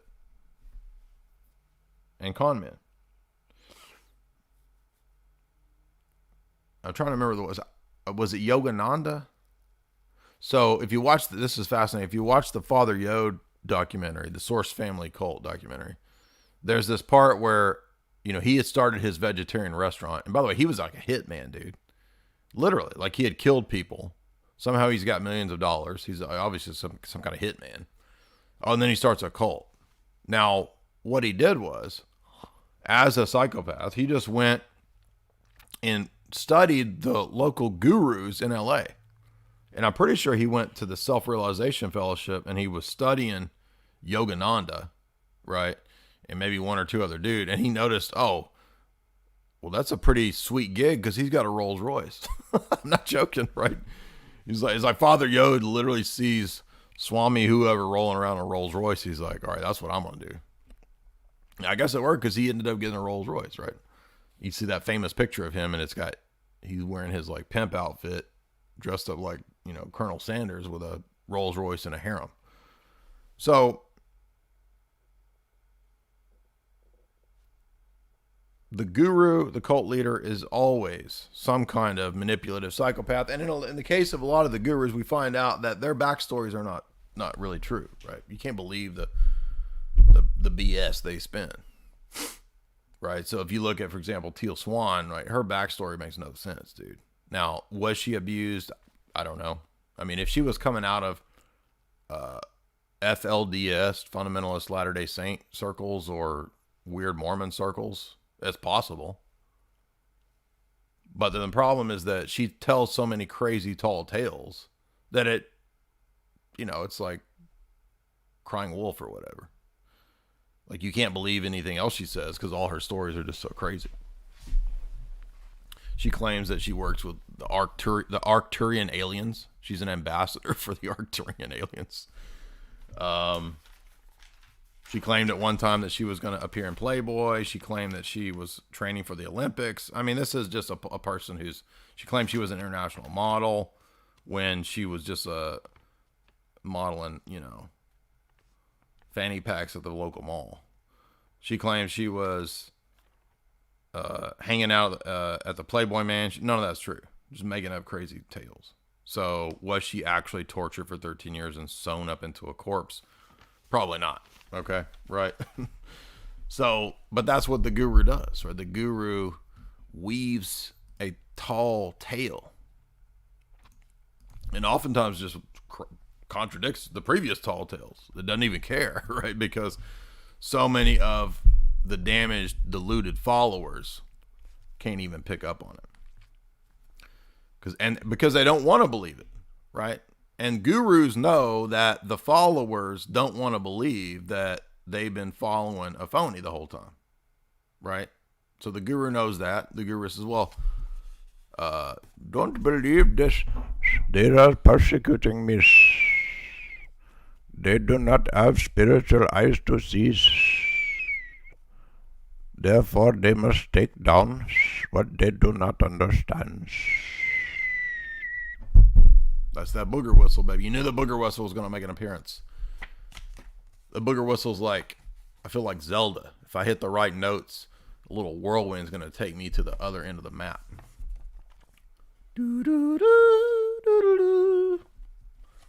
I got a booger whistle flute.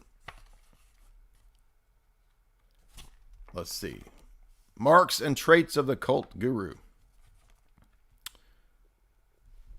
They do not typically like you doing well. What? That's another sign. They're going to make you live in a communal living. You're going to be controlled by them, especially your diet and what you can do with your weenus, right? And oftentimes the guru doesn't want you having sex unless it's with him or her, right? So the guru wants to control your love life because the guru has to control your entire focus, attention, and affection. Because they're energy vampires, dude. They're just sucking that energy off of you. Because they need to feed that narcissistic, fragile ego. And they can't stand to think that other people aren't enamored with them, right?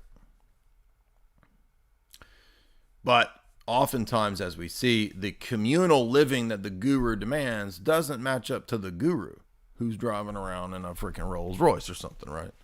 How many swamis got a dang Rolls Royce? What? That's like the car of choice of swamis, dude. Like every guru's like, I must have the order. I had vision last night. The ascended masters came down to me. They says, Swami, you are to get Rolls Royce. Literally. Osho, Father Yod, Yogananda. Rolls Royce probably has a Swami discount. So many Swamis and gurus buying Rolls Royce. Remember, Osho had like 14. Remember that? Remember in the Wild Country documentary when he's on Donahue, right? And Sheila's up there, and they're like, how many Rolls Royces you got? I heard he's got 14 Rolls Royces.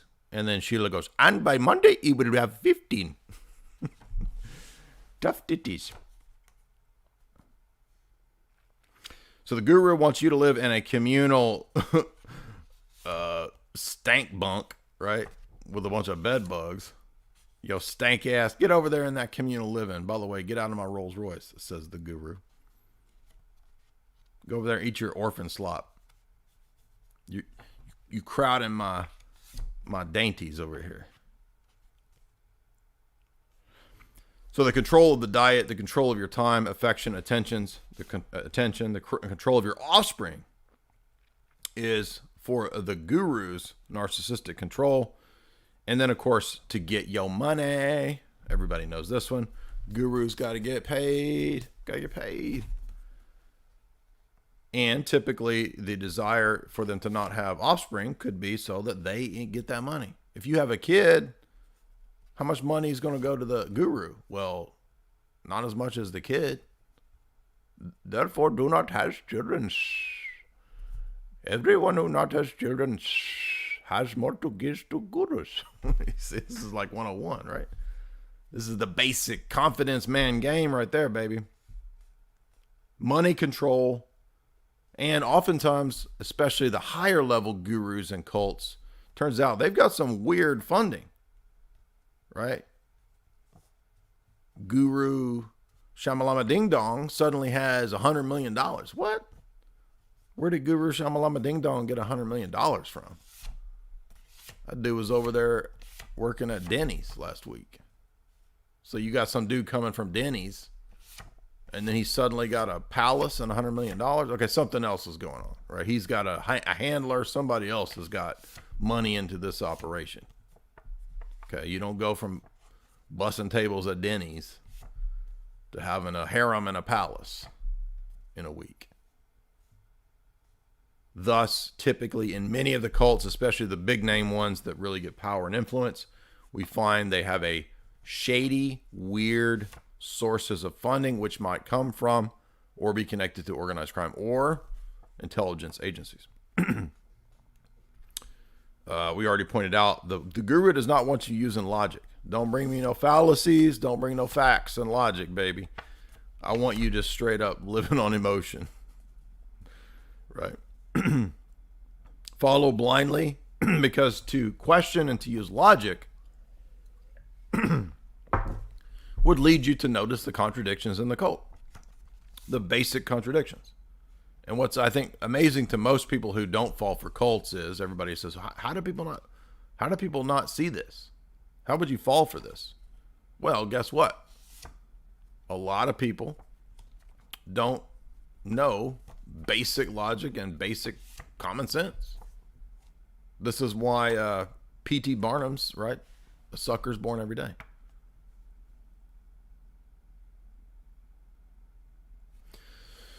Oh, I forgot I mentioned the empty mind, emptying yourself, going blank. That's because the ego or the self has to be destroyed so that the guru can control you. That's it. I mean, the gurus call themselves God and drive Rolls Royces, dude. And they're the ones telling you that you need to undergo ego death? Hello? You're an idiot. Duh. I mean, how can you not see that, right? You look at this Teal Swan event, there's like thousands of people. I'm like, how are these people falling for this? Right? It's the same thing with, the people that are in the, TBN audience, I guess, right? Another thing that has popped up, which is a very dangerous thing in a lot of the gurus of late, seems to be the bizarre notion that death is not real. Death is an illusion.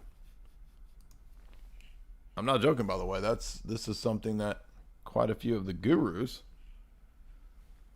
are promoting, and of course this is oftentimes connected with their belief in reincarnation. But if life is just a reset, and if reincarnation is the case, and by the way, Father Stephen Rose has a great apologetic refutation of reincarnation if you're looking for that in the Orthodoxy and the Religion of the Future book, which I recommend for that. But again, I can't see in my e-glasses. I have to take these off. Now I'm blinded by the light. Whoa, dude. Maybe that's why E's eyes were so bad. He's wearing them stupid ass grandma glasses. Could see better without those. So a lot of the gurus tell us to focus on good vibes only, man. Good vibes only, dude. Okay, well, the reality is not good vibes only. Okay, you're going to have tough times in life. There are dark things in the world. And being a man, being realistic, requires facing up to those things, dealing with those problems, enduring hard times.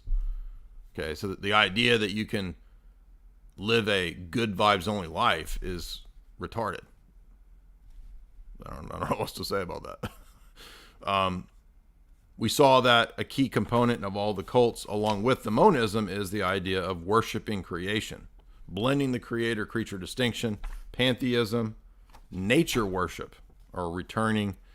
And this contributes to another adjunct to this. We're talking about gurus right now, but adjacent to the gurus and the New Age is the other similar movement, which parallels in many ways, which is witchcraft and Wicca. And witchcraft and Wicca are also made-up movements. They're not actual historical ancient religions. They're inventions, because Gerald Gardner, who invented Wicca, went through Crowley's ranks of the OTO, which when you end up leaving that religion is just a graduate course on creating your own cult.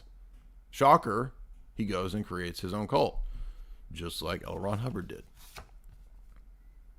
So all the dummies that think they're getting back to ancient religion by following Gerald Gardner and Wicca are just following a scrunchy-faced old Coomer dude who wanted to spank butts in the woods. That's it. You got duped. You were that dumb. You thought that was some authentic ancient religion, and it's just some old creepy old dude who just wanted to, pull a switch off a tree and whip some nude chick butt. That's it. I mean, have you looked at that dude? Have you ever seen Gerald Gardner? Look at that dude. Well, it's the ancient religion of Wicca, invented 70 years ago.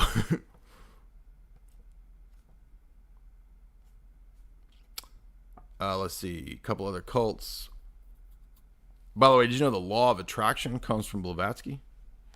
Yes, she coined the term law of attraction. Now, we mentioned Swami Yogananda with the Self-Realization Fellowship in California. We mentioned Swami Vivekananda with Ecumenism, the Chicago World's Fair.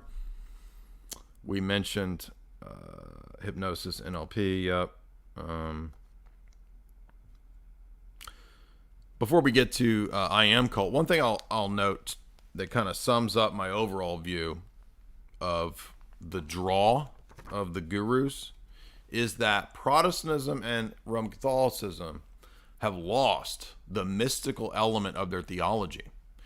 Roman Catholicism lost the beauty of the liturgy that they had, and their version of mysticism is histrionic crazy women who think that God is giving them orgasms and carving Jesus' name into their chest and making hosts float around the room calling them boyfriend. I'm not joking. That's Roman Catholicism's mysticism, all sanctioned by the top saints of Rome, especially the women saints of Rome. And that is not the Orthodox attitude towards sainthood and mystical experience, which everyone in the Orthodox view is partaking of the same mystical experience, which is union with God and perception of the divine light, the uncreated light of God himself. Nothing to do with New Age thought or philosophy. So the banal, bare bones, dry worship of the Protestant service, being that it lacks the authentic Eucharist, the real presence, the divine liturgy. It's missing that incarnational mystical element of the liturgy itself. And the Roman Catholic adoption of basically Protestantized liturgy, liberal Anglican liturgy in the Novus Ordo, left the West already bereft in the Roman Catholic sphere of authentic mysticism, since it had rejected St. Gregory Palamas. This left the West with two options. Now, in the present day, you have either a banal Novus Ordo service or a banal Protestant or evangelical service. This lack of authentic mystical experience then left everyone susceptible to the vacuum that is then filled by seeking out mystical experiences with gurus, aesthetic experiences, and overwhelming, the experience, man, right? As if you could divorce that from the theology. Thus, the Orthodox answer is both theology and liturgy together, and there's no dialectical tension between these two.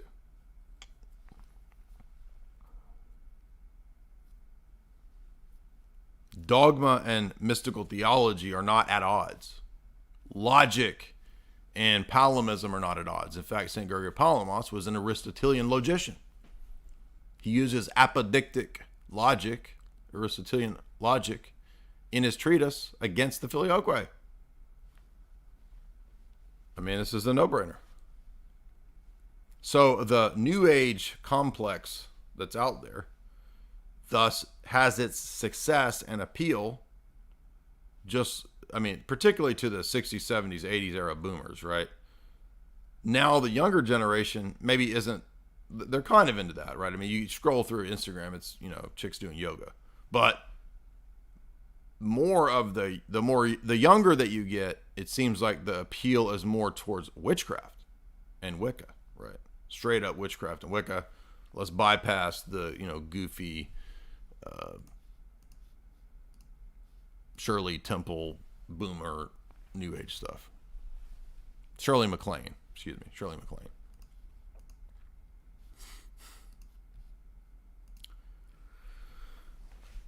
All right, so let's look now at the I Am cult. And the I Am cult is relevant because, as we said, this is a cult. The first UFO cult begins, back in the 20s or 30s with this goofy engineering.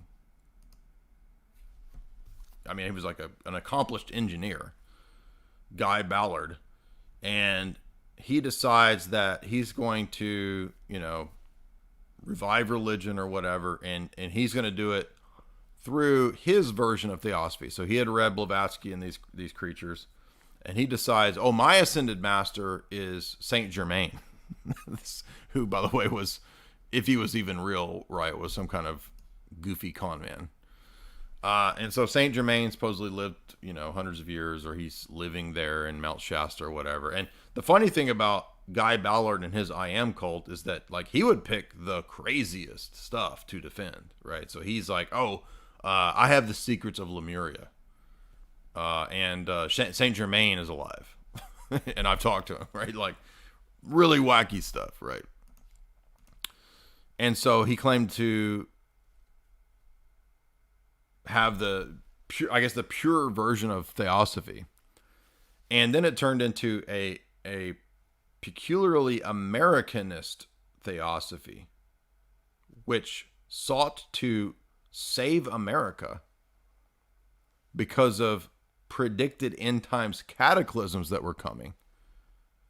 And again, this is the first UFO cult, the I Am cult. And by the way, they're in Mount Shasta still, right? So this is one of those New Age cities in the U.S. where you can go find all these people.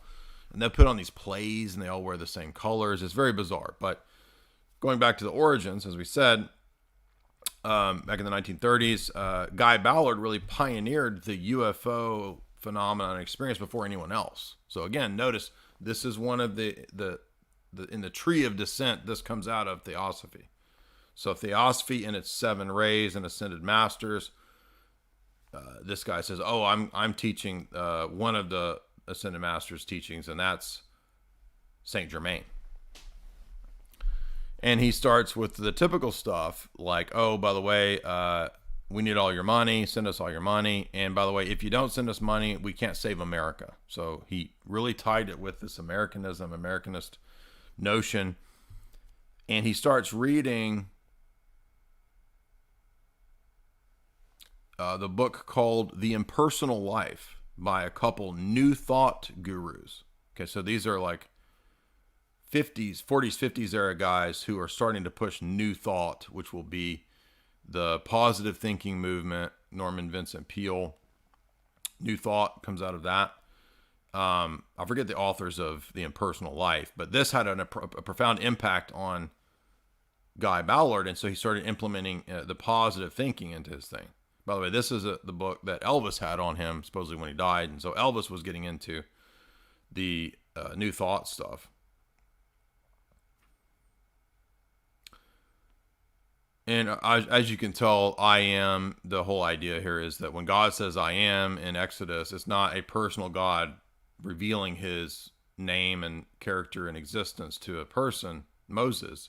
It's a model for everyone to say I am. And what that means is we're all parts of God. That was Guy Ballard's philosophy. So we have an interesting element here because I am you, you are me, I am nature, I am God. It's all one. And what is that? That's a confusion of nature and person. Again, fundamental anti-Trinitarian mistake. So he came up with a blasphemous interpretation of the I am of Exodus 3:14 and 15. He says, you are God, God is you, God is me. And you need to find your higher self. Thus, you can see how he ties it into the New Thought movement, to the positive thinking movement. Here's the crazy part. Then he decides to make his cult vegetarian.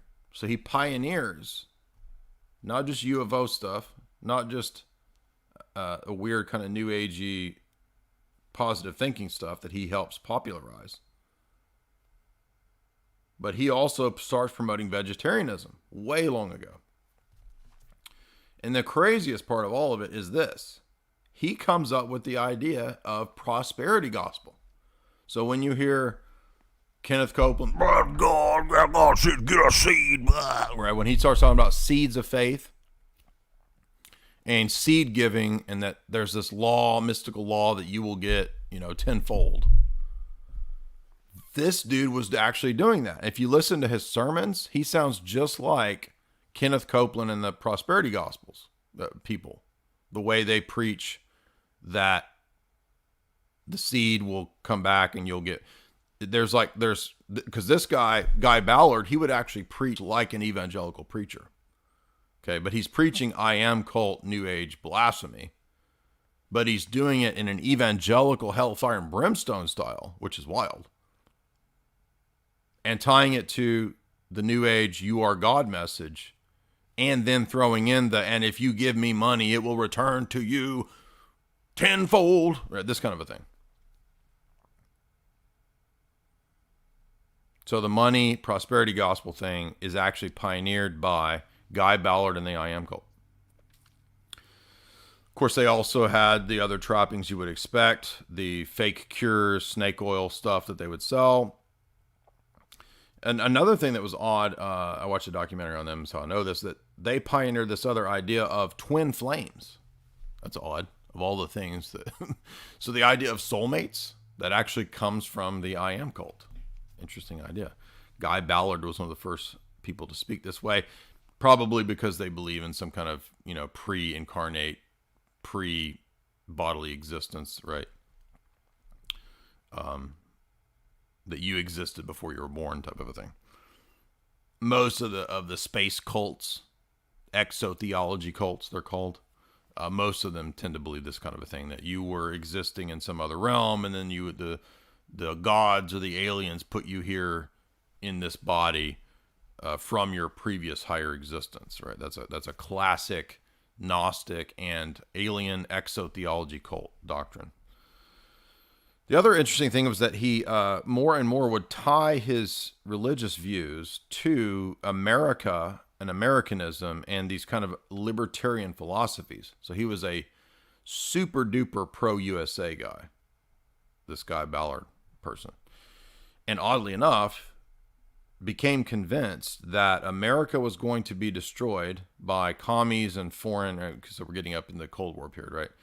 That the commies were going to destroy America, and the only way to save America was for him to stage a FASCIST takeover. So he actually did adopt a FASCIST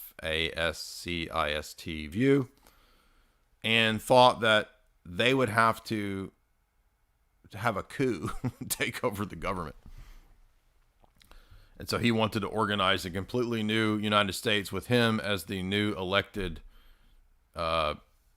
chancellor or some goofy thing he had cut. So this is crazy, right? So imagine this, a UFO cult based on Saint Germain and Ascended Masters from Blavatsky that becomes 100% Americanist, convinced that the new president is the head of the alien cult, and tells everybody to be vegetarians. Oh, by the way, you couldn't have sex either. So you're not supposed to have sex with your wives unless they say you can.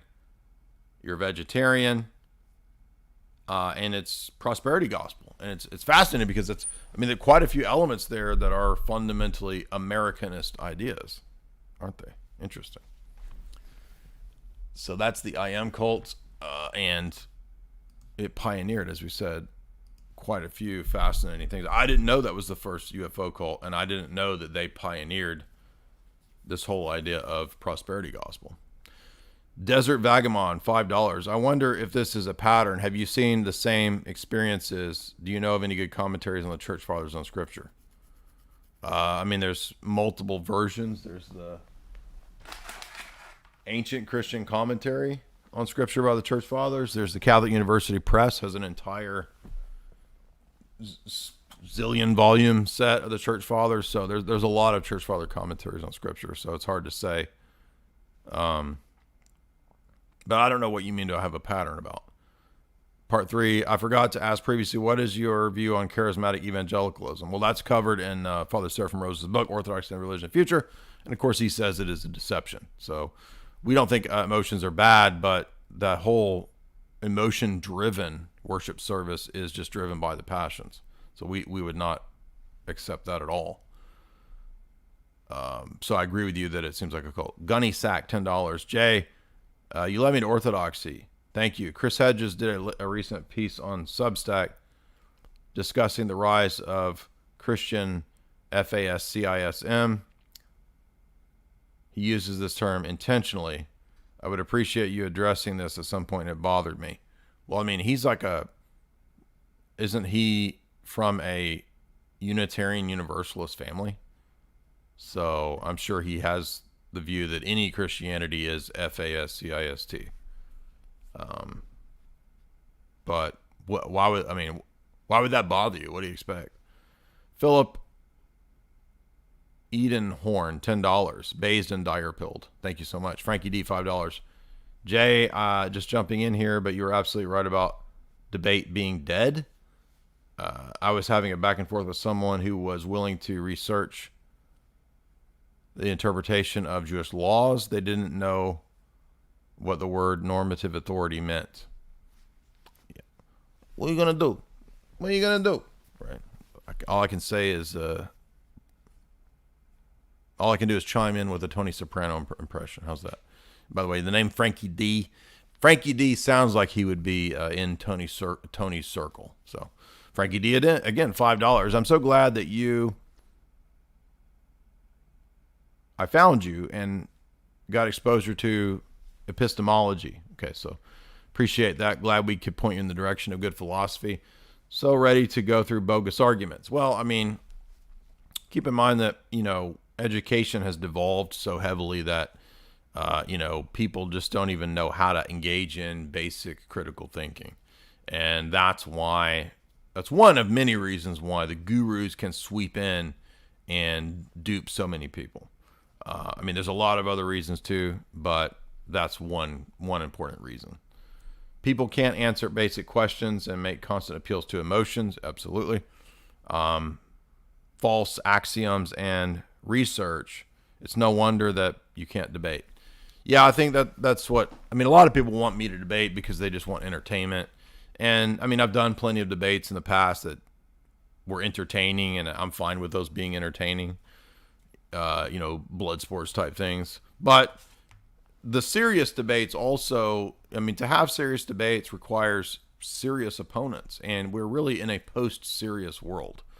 I'm not saying that there's not a time for being serious, right? You're going to church, you're going to the liturgy, you're preparing to worship God. That's a time to be serious. But, I mean, we're just way past the point when the public is educated enough to engage in or even understand the level of debate that we try to have. I mean, take the Trent Horn debate. I mean, most people couldn't even understand the debate, and they even say that in the comments. Not knocking anybody, not saying anybody was bad. I'm not saying Trent did anything wrong or bad or anything like that. I'm just saying that that's the reality of where we are. So, I just don't know.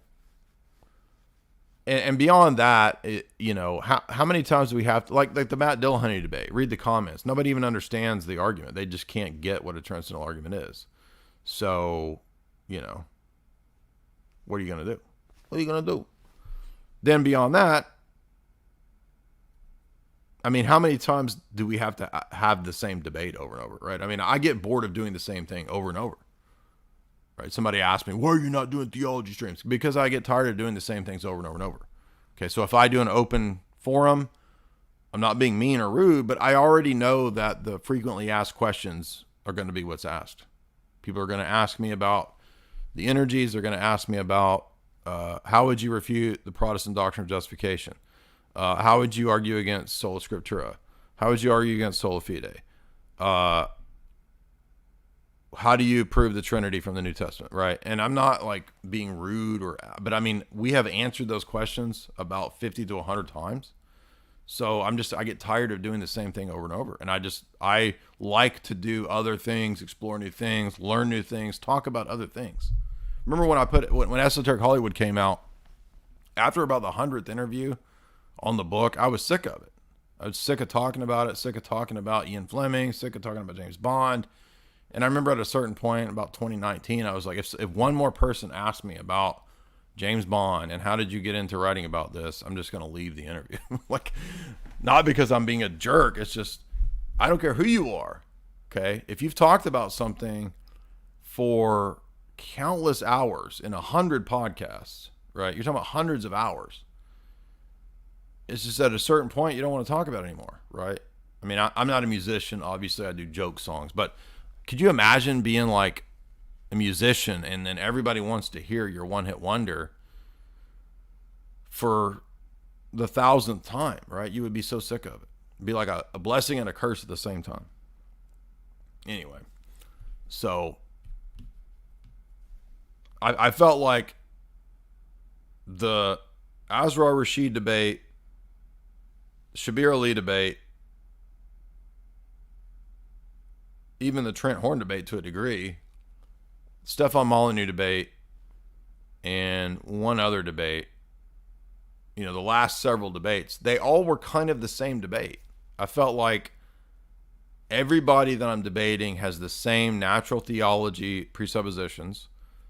They have the exact same sort of replies, just different. Even if they're an atheist or a Muslim or a Roman Catholic, it's like the same arguments in different variations. And so, like, I'm just tired of the same debate, man. I just can't. At a certain point, it's like, I don't know what else to argue. Like, I mean, do I need to make the same argument 7 times? Like, before it's like, but nobody seems to get it, right? They don't get it. And I'm not talking bad about those people. I'm not blaming them for not getting it. It's just that, okay, well, so I've made my arguments. We've had the same argument in about 6 or 7 debates. Okay, I'm ready to do other things. So,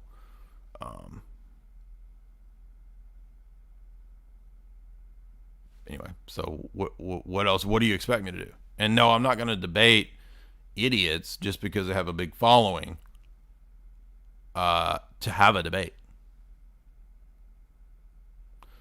Gunny Sack, $10. Some of the examples he gave were timely, thought-provoking examples. Who are we talking about? Chris Hedges. I think you would find it a fruitful topic to explore and or refute. I'd love to get your take on it. Well, I'll take a look at it. I read his book, Empire of Illusion, and I thought that was good. But Frankie D, $5. Thank you for putting up with us normies. We really appreciate your patience. Your streams have booted my IQ five points. I appreciate the various topics that you discuss. Thank you. Well, hopefully you enjoyed learning about the I Am cult. Again, we see all the same patterns there that we find in a lot of the New Age gurus. I'm sure down the road, Tristan and I will make this one happen. I really wanted to hear his breakdown of Bentino, his breakdown of Nature Boy, a couple other cult people that he's followed and watched and studied over the years that I don't know about. I think he watched some of the Teal Swan stuff too, so I was looking forward to talking to him about that, but we'll just schedule that down the road when he's able to do it. And thank you guys so much. If you would hit like and share, if you want to support the show, do so via the super chat function at any point, at any time.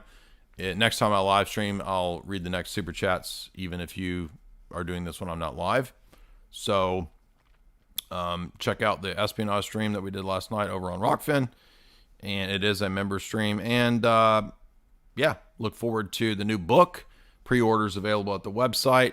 Looking forward to setting up a live event pretty soon in Nashville. Hopefully we can get 100 to 150 people out for that. That should be a lot of fun.